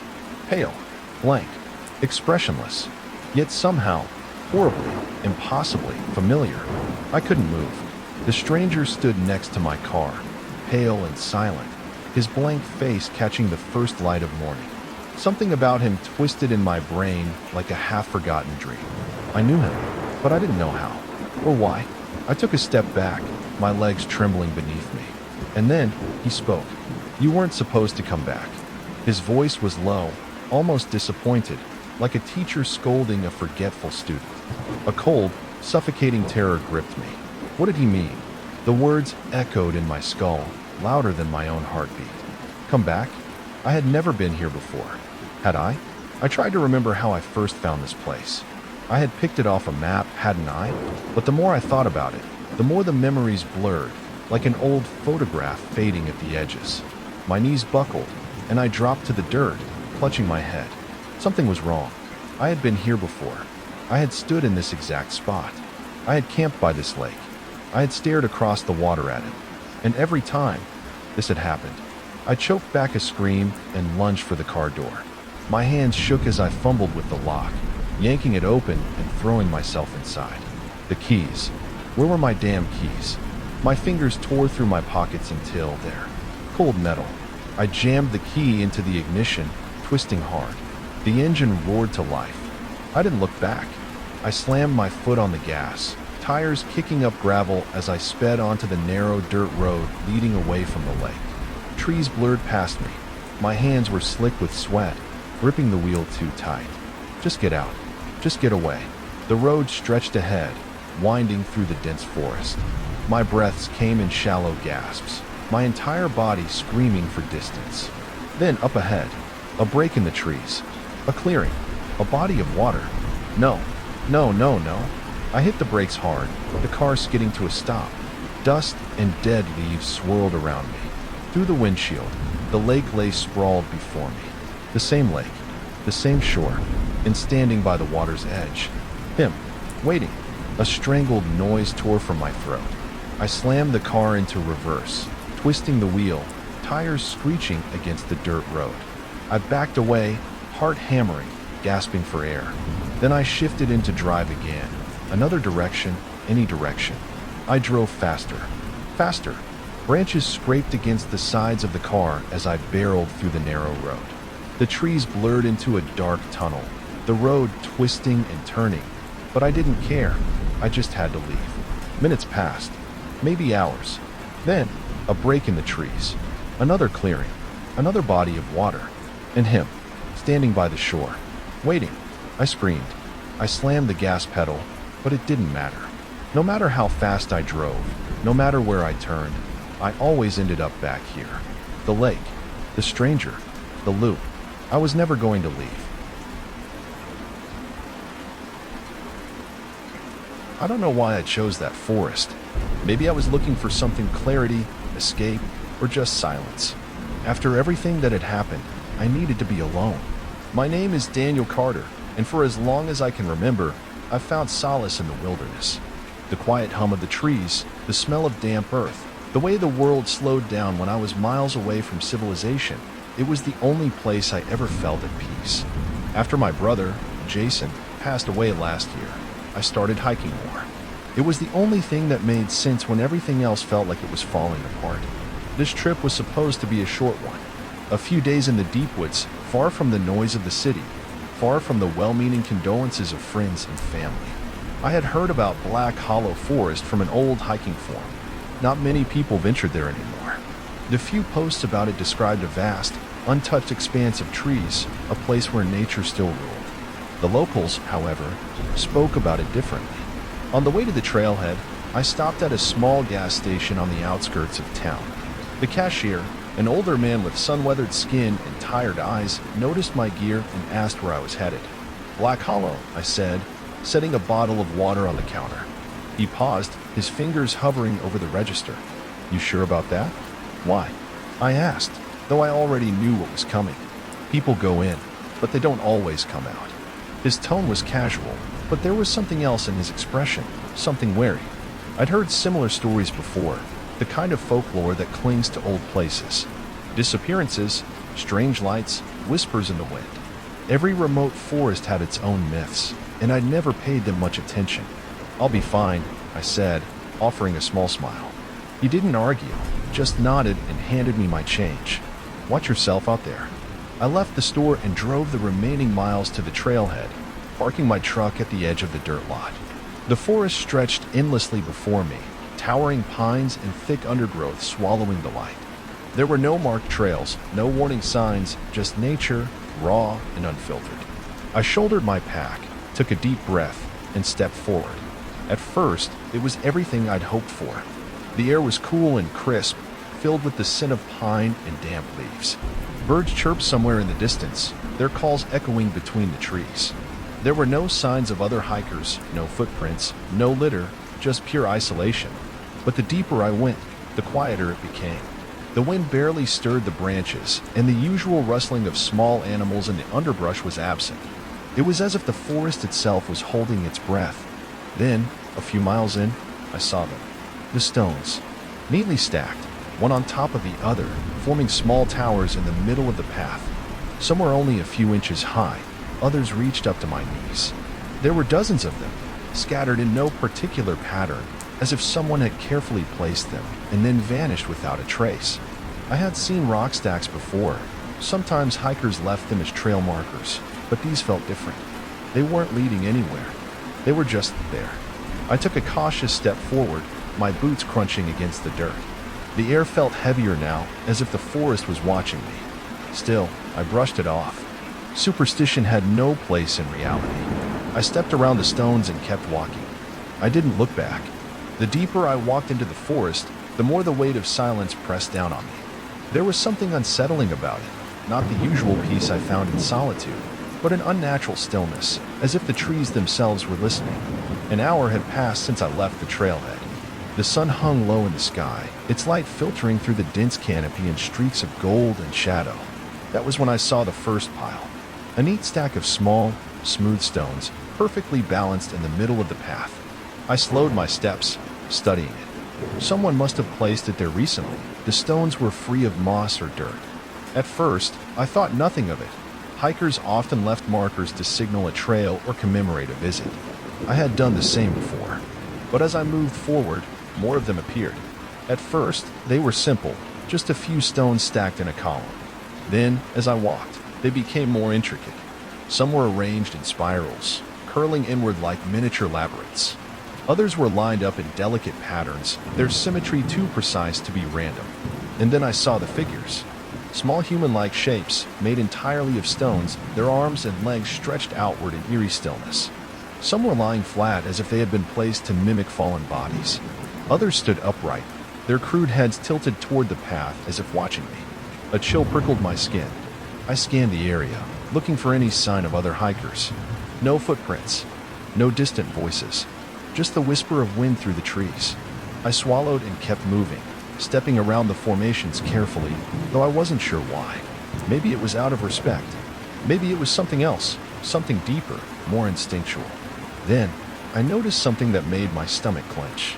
There were no footprints. The ground here was soft, damp from recent rain, yet there were no disturbances in the soil. If someone had built these stacks, they had done so without leaving a single trace of their presence. That was impossible. I exhaled slowly, forcing myself to stay rational. Maybe the footprints had been washed away. Maybe the wind had covered them. There had to be an explanation. But then, something else. Each time I glanced away, just for a second, another stack seemed to appear. I would look down at my map, adjust my pack, and when I looked up, a new formation would be standing nearby, as if it had always been there. I tested it once. I focused on a clearing ahead, memorizing every detail. 3 stacks to my left, 2 to my right. Then, I turned my back for only a few moments, pretending to adjust my boot. When I looked up, there were 4 to my left. A slow, creeping dread tightened around my ribs. I wasn't just passing through the forest. Something was leading me deeper. I stopped. The air was colder now.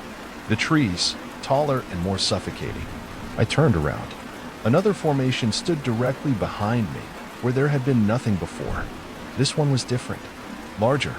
The stones stacked higher than my waist, and at the very top, balanced with unsettling precision, was a single, weathered bone. The moment I saw the bone, something in the air shifted. I could no longer ignore the feeling creeping along my spine, the undeniable sense that I wasn't alone. The forest, already dense and isolated, now felt suffocating, as though the trees had inched closer, their gnarled branches weaving together to form a cage. I forced myself to keep walking, but with every step, the unease deepened. It took me a few minutes to realize what was wrong. The sounds were gone. No birds, no insects, not even the distant rustling of leaves in the wind. Just a void of silence pressing in from all sides. I stopped and listened, straining my ears. Nothing. I had spent enough time in the wild to know that even at its quietest, a forest was never truly silent. There was always something, a distant caw, the scuttle of small creatures, the buzz of insects. But here, now, there was nothing. I checked my watch. A little past 3 in the afternoon. The sun should still be high, yet the light was dimming.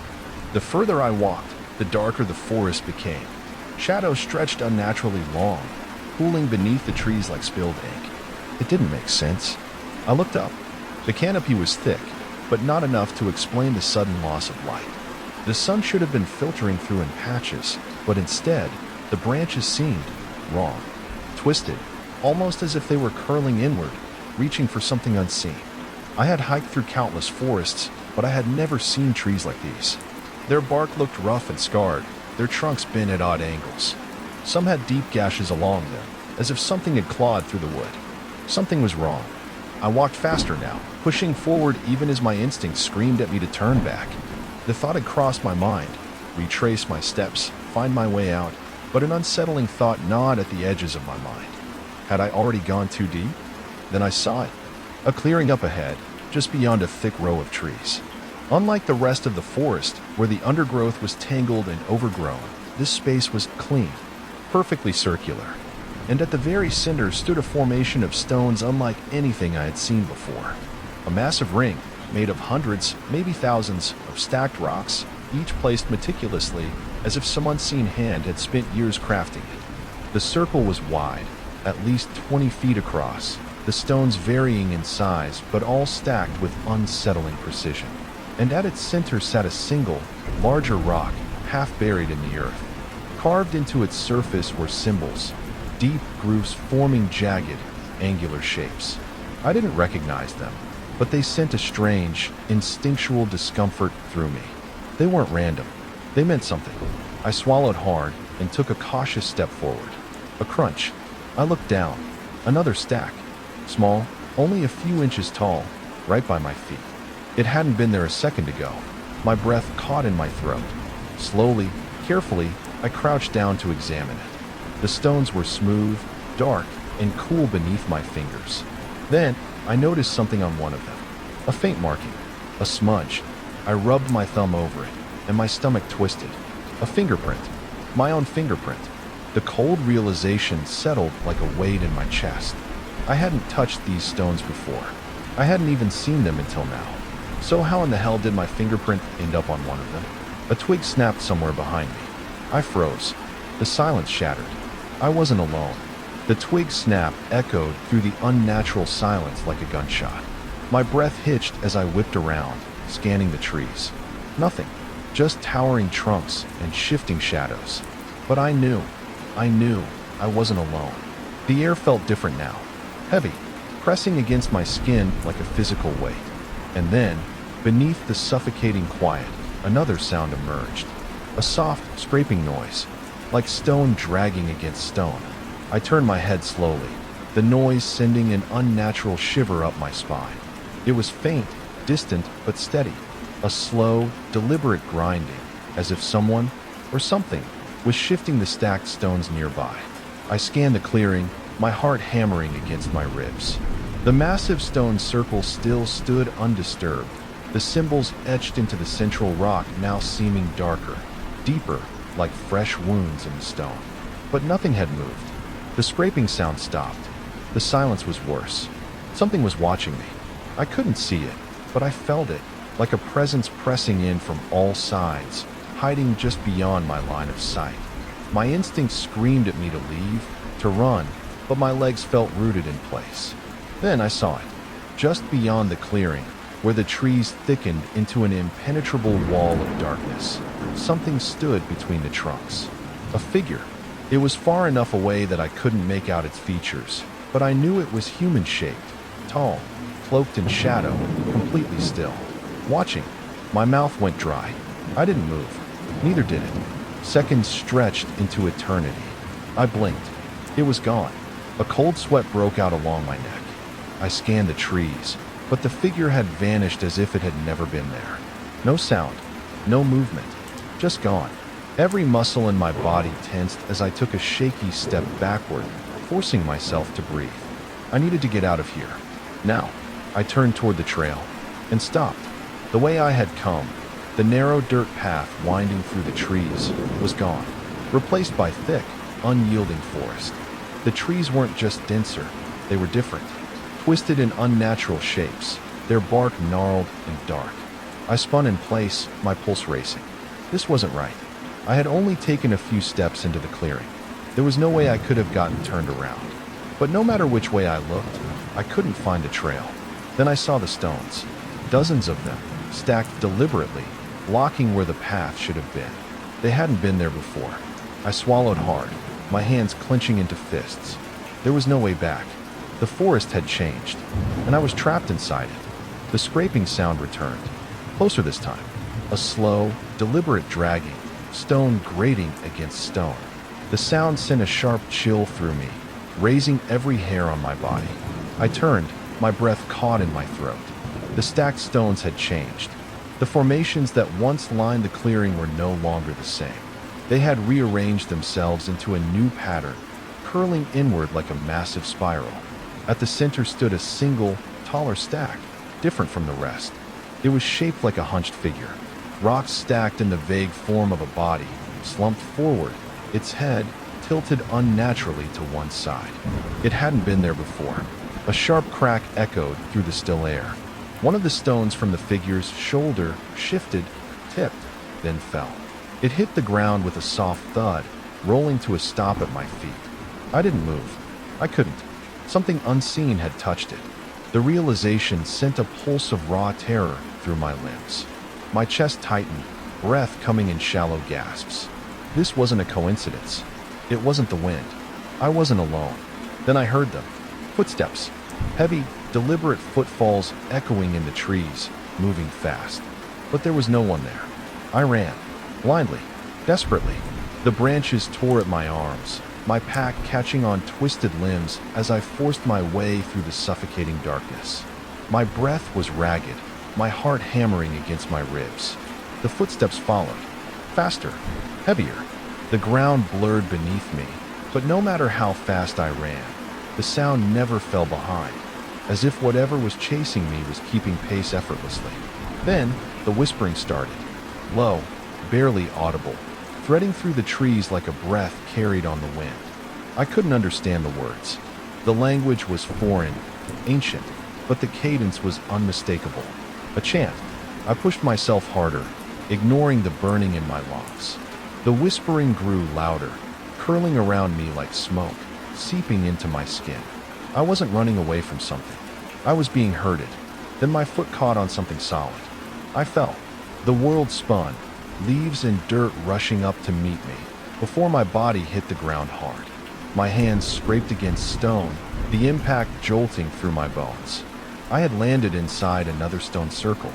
Pain shot through my side as I gasped for air, my fingers digging into the cold earth. My vision blurred, but as I forced myself to focus, I saw them. The markings, etched deep into the stone before me. The symbols formed something familiar. A name. My name. My stomach twisted. I hadn't told anyone I was coming here. No one knew my route. No one could have carved this. And yet, it was there, waiting for me. A shadow loomed over me. The whispering stopped. I wasn't alone. I tried to scream. Nothing came out. The forest had swallowed sound itself. The only thing I could hear was my own heartbeat, hammering wildly in my ears. The shadow over me didn't move. I forced my head up, muscles trembling, and finally saw it. The figure. It stood inches away, towering over me, its form hidden beneath a tattered cloak that shifted unnaturally, as if caught in a wind that didn't exist. The fabric was ancient, frayed, but the thing beneath it. My breath stilled. There was no face, no eyes, no mouth, no features at all. Its head was stone, smooth, unmarked, like a worn river rock perched atop its withered body. It tilted its head slightly, as if studying me. The whispering returned, not from the figure, but from all around me.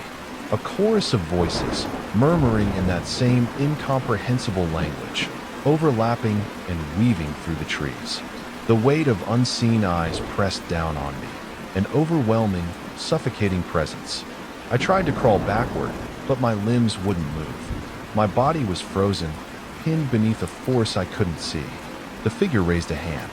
Its fingers weren't fingers at all, but jagged shards of stone, splintered and cracked. It reached toward me, and everything went black. A deep breath. My eyes snapped open. I was lying on my back, staring up at the sky, the afternoon sun filtering through the trees. For a moment, I didn't move. The fear still clung to me, thick as tar, my heart pounding in my chest. I was alive. I sat up quickly, gasping. I was back at the start of the trail. The entrance to the forest stretched before me, exactly as I had seen it when I first arrived. The dirt path was untouched, the towering trees standing solemn and still. But something was wrong. My hands, they were covered in dirt. Not just dirt, black soil, packed beneath my fingernails, smeared across my skin. My fingers ached, as if I had been digging. I scrambled to my feet, disoriented, my breath sharp and uneven. Then I saw it, a small stack of stones near my feet, neatly arranged, precisely placed. I felt a wave of nausea rise in my throat. I knew what it meant. I had done this. I had stacked the stones. It had been me all along. A tremor ran through my body as the final, horrifying realization settled deep into my bones. I hadn't escaped. I had become part of it. Then, from the depths of the forest, I heard it. Footsteps. Slow. Steady. Approaching. A new traveler. Someone else had come. And I knew, with a dreadful certainty, that they wouldn't leave. Because now, I was the watcher. And the cycle would continue. I don't know why I ignored the warning. Maybe it was arrogance, or maybe I just didn't believe in things like curses. I arrived in town late in the afternoon, a quiet little place tucked away in the mountains, the kind of town where strangers stand out. I had read about the abandoned campsite in an old travel forum, half rumor, half forgotten history. A place deep in the forest where people used to camp decades ago, before they stopped coming back. The forum thread was full of cryptic warnings, but that only fueled my curiosity. I told myself I was here to document it for my channel. I run a small YouTube account, mostly covering forgotten places, lost trails, and urban legends. My subscribers love these kinds of stories, and if I was lucky, this could be the next big video. But deep down, I knew I had another reason. A year ago, my brother disappeared. He was always the adventurous one, the risk-taker, always pushing limits. The last message I got from him was a blurry photo of a dense forest and a single line. Found something. Need to check it out. That was it. No GPS coordinates, no follow-up. The authorities said it was an accident. He probably got lost, injured, or worse. But I never accepted that. And then I found a comment buried in that old forum thread. Some people go in. They don't come out. A guy went missing last year. Police never found him. I had to go. The trail was hard to find, almost as if nature itself was trying to erase it. I had to push through overgrown bushes and fallen branches, my boots sinking into damp soil. The deeper I went, the heavier the air became, thick and unmoving.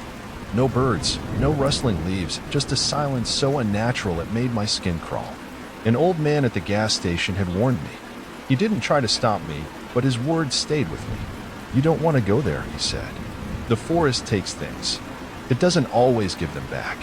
I had laughed it off then. Now, as I stood at the edge of the clearing where the abandoned campsite should be, the laughter felt distant, almost foolish. The place wasn't just abandoned, it felt wrong. Torn tents, half buried in the dirt. Rusted camping gear, long forgotten. A fire pit filled with decayed, unburned wood, as if whoever was here last never got the chance to light it. And then I saw it. A single backpack, leaning against a tree. A familiar brand. A familiar color. I stepped closer, my pulse hammering in my ears. It was my brother's. I hesitated, staring at the backpack. My brother's backpack. It was faded and stiff with exposure, but there was no mistaking it. I had seen him wear it countless times, on our childhood hikes, during road trips, even in the last photo he sent me. I reached for it with shaking hands, half expecting it to disintegrate at my touch. Inside, I found only a water bottle, empty, some crumpled protein bar wrappers, and a flashlight, its batteries long dead. No phone, no journal, nothing that told me where he had gone. I swallowed hard and looked around. The campsite stretched before me, a forgotten graveyard of abandoned gear. The tents were the first thing I noticed, 3 of them, old but still standing, their nylon fabric sagging under years of neglect. One had been violently torn open, the gash running from top to bottom. The strange part? The slashes came from the inside. Near the fire pit, a single boot lay half buried in the dirt, its leather cracked and warped from exposure. A child's toy, a stuffed bear missing an eye, sat propped against a rock, its fur stiff with decay. And the fire pit itself, the ashes looked fresh. Not like something from decades ago, but as if someone had been here recently. Yet, there were no footprints, no trails leading away. It was as if whoever camped here had simply vanished. A wave of nausea rolled through me. My instincts screamed at me to leave, but I couldn't. Not yet. Not when I was this close to answers. That's when I saw the notebook. It was half buried near the fire pit, its pages stiff with moisture, the cover warped and peeling. I pulled it free, brushing off the dirt, and flipped it open. The first few entries were ordinary. June 3rd. Finally made it. The hike was brutal, but the view? Worth it. Jake's already got the fire going, and Sarah won't shut up about s'mores. Classic Sarah. Feels good to be off the grid for a while. June 4th. Something weird happened last night. Thought I heard voices. Like whispering. Probably just the wind through the trees, but man, it sounded close. Jake says I'm imagining things. He slept like a rock. June 5th. We are not alone. I frowned, my fingers tightening around the notebook. The handwriting had changed hastier, Messier. Something is watching us. We saw movement between the trees, but every time we checked, nothing was there. No footprints. No sound. Just a feeling. Like we're being hunted. The next few entries were almost unreadable, the handwriting frantic, smeared. The path is wrong. We tried to leave. Walked for hours. But we ended up back here. IT won't let us go. Whatever IT is, it waits until dark. I swallowed, my throat dry. Then came the last entry. A single, shaky line, pressed deep into the page as if the writer had been gripping the pen too tightly. It wears our faces. A chill rolled through me. I snapped the book shut and looked around. The forest was too quiet. The air too still. I was not alone. I exhaled sharply, gripping the journal so tightly my fingers ached. This had to be a joke. Some elaborate prank left behind by campers decades ago. Maybe teenagers messing around, trying to scare the next unlucky hiker who stumbled upon this place. I told myself that, over and over. But the forest didn't feel like it was in on the joke. The weight of the silence pressed against my ears, thick and unnatural. I could hear my own breathing, my own heartbeat, but nothing else. No wind through the trees. No rustling in the undergrowth. It was as if the whole world had paused, waiting. I forced myself to move, shaking off the unease. I'd set up a small fire, maybe eat something, and then in the morning, I'd retrace my steps back to town. Maybe the locals would know more. Maybe someone had heard about my brother. The fire crackled to life, and for a while, the flickering flames made the clearing feel almost normal. Almost. Then the zipper moved. It was a soft, deliberate sound, a slow slide of metal teeth separating. I froze, my pulse slamming against my ribs. My tent. The zipper was sliding open from the inside. I grabbed my flashlight and snapped it on, aiming the beam directly at the entrance. The tent flap sagged open. Empty. The sleeping bag inside was still neatly rolled up, undisturbed. I swallowed hard and turned the light toward the tree line. Something moved. A shadow shifted between the trees, just beyond the reach of my firelight. Too quick to see clearly, too smooth to be an animal. My breath hitched. I wasn't alone. The fire flickered violently, the flames shrinking as if something was sucking the heat from them. The air around me grew colder. Then everything went still again. I stayed frozen in place, barely breathing, my hand tied around the flashlight. Nothing moved. The shadow was gone. The trees stood silent. Maybe I was just tired. Maybe the isolation was getting to me. But deep in my gut, I knew better. The first crunch of footsteps came an hour later. I had forced myself to sit down, to sip from my water bottle, to act normal. But my ears stayed sharp, straining against the suffocating quiet. That's why I heard it the moment it began. Soft, deliberate steps in the undergrowth. Not a deer, not a bear. Something walking. It circled the campsite, slow and methodical, like it wanted me to know it was there. I held my breath. The steps stopped. Then, Nathan. The whisper was so faint I almost convinced myself I had imagined it. Almost. It came from the trees, just beyond the firelight. My blood turned ice. Nathan. It knew my name. I spun around, my flashlight cutting through the dark. Nothing. The trees stood motionless, the underbrush undisturbed. A trick of the wind. That's all it was. A coincidence. Then I saw my backpack. It was sitting outside a different tent. I hadn't moved it. I stared at it, my stomach twisting into knots. I had set my backpack down beside the fire when I arrived. I was certain. I stood up slowly, my legs stiff with tension. I took one step toward it, then stopped. Because the zipper was open, and I knew, with absolute certainty, that I had closed it before.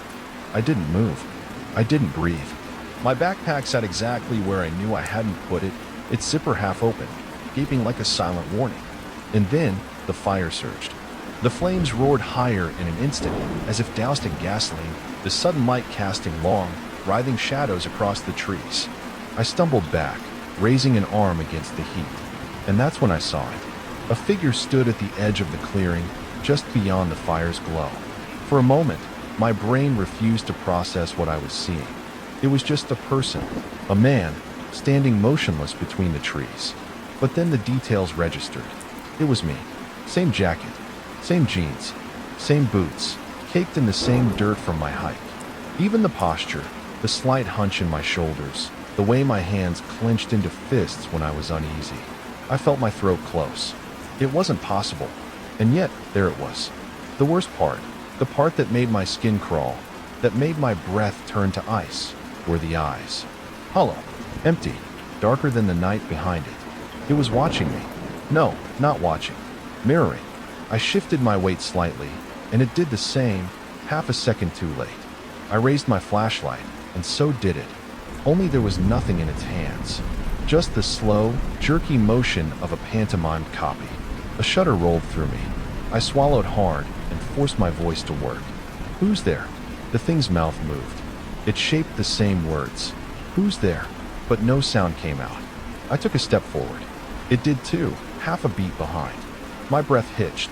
I lifted a shaking hand. It copied me. Then I lowered mine. It didn't. It stood there, frozen, its arms still raised. Then, slowly, too slowly, it tilted its head, like it was realizing something, like it had made a mistake. And then it smiled. A cold, curdling horror crept through me. I staggered back, nearly tripping over the fire pit. My hands fumbled for the journal, tearing through the pages, searching. I had missed something. There had to be more. And then, near the back, I found it. A page smeared with dirt, half ripped, buried under other frantic scrawls. A sketch, rough, desperate, of a figure with a featureless face. Or rather, a face that wasn't finished. Underneath, in frantic, uneven handwriting. It copies us. It learns. If you see yourself. My breath came in shallow gasps. Run. I ran. Instinct took over, drowning out reason, logic, everything except the single, deafening urge to get away. Branches tore at my clothes, whipping across my arms and face as I crashed through the undergrowth. My breath came in ragged gasps, but I didn't stop, didn't look back. I couldn't.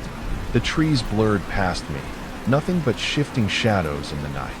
My boots pounded against the damp earth, slipping on unseen roots, lungs burning with every desperate inhale. I didn't care where I was going. Any direction was better than there. Then, up ahead, an opening, a break in the dense forest. I pushed harder, sprinting toward it, a spark of hope flaring in my chest, until I stumbled into the clearing. The same clearing. The fire still burned. The tent still stood, and my doppelganger was still waiting. My stomach dropped. I lurched to a stop, nearly collapsing from the effort, my legs trembling beneath me. No. This wasn't possible. I had run. I had gone straight, hadn't turned once. But I was back. I sucked in a breath, heart hammering against my ribs. I turned and sprinted the opposite way, weaving through trees, taking sharp, erratic turns. Anything to break whatever sick pattern was trapping me here. The woods stretched on endlessly, swallowing me whole. I ran until my muscles screamed, until my vision blurred, until I was sure I was far, far from that cursed place. And then I saw the firelight. I choked on a sob. I had looped back again. The doppelganger was still there. It hadn't moved. It just stood at the edge of the fire's glow, staring, waiting. I felt something deep in my bones, a wrongness more profound than fear. I wasn't running in circles. The forest was leading me back. Panic clawed at my throat, wild and suffocating. This had happened before. The others, the ones from the journal, they had tried to run. They had tried to escape. And yet, their campsite had remained, abandoned, untouched for years. Had they ever really left? I staggered back, my mind racing, piecing together the terrible truth. The missing campers, were they still here? Were they like it now? I turned in a slow circle, scanning the trees. The darkness stretched deep, swallowing the edges of my vision. What if they weren't gone? What if they were still watching? A branch snapped behind me. I wasn't alone. The fire crackled, casting jagged shadows across the clearing. My breath came in shallow gasps, my body frozen between fight and flight. The doppelganger took a step forward, then another. The space between us shrank, and with it came a terrible, sinking dread. This thing was going to replace me. I could feel it deep in my bones. It was more than just imitation. It was becoming me. The way it moved, the way it stood, each motion was smoother now, more natural. It was learning. I had one chance. My eyes darted to the fire. My hands moved before my mind could catch up. I lunged forward, grabbing a burning log from the pit, embers exploding into the night. The heat seared my palm, but I barely felt it. With a desperate, shaking breath, I swung. The log cut through the air, flames trailing behind it. But the doppelganger didn't flinch. It didn't step back. It didn't react at all. It only stared, its hollow eyes locked onto mine, its expression frozen in that same uncanny mimicry of fear. Then, slowly, too slowly, it smiled. And behind me, in the dark, I heard the voices. Nathan, a whisper at first. Nathan, then another, and another. A dozen voices, too close, too many, all whispering my name. I didn't turn around. I couldn't. The fire flickered, casting wild shapes against the trees. My grip on the burning log tightened, sweat mixing with soot and ash. The doppelganger took another step forward. The whispers grew louder. The journal lay where I had dropped it, its pages curling in the heat, the last warning scrawled in frantic ink. If you see yourself, run. The voices surrounded me now, pressing in from all sides. Nathan. I opened my mouth to scream, and then, silence. The fire still burns. The tents still stand. The journal remains where it was left, waiting for the next traveler. And so, dear listeners, we reach the end, or perhaps just another beginning. If you enjoyed tonight's journey into the shadows, be sure to like, subscribe, and let me know in the comments which story haunted you the most. But before you go, remember, the dark is never truly empty.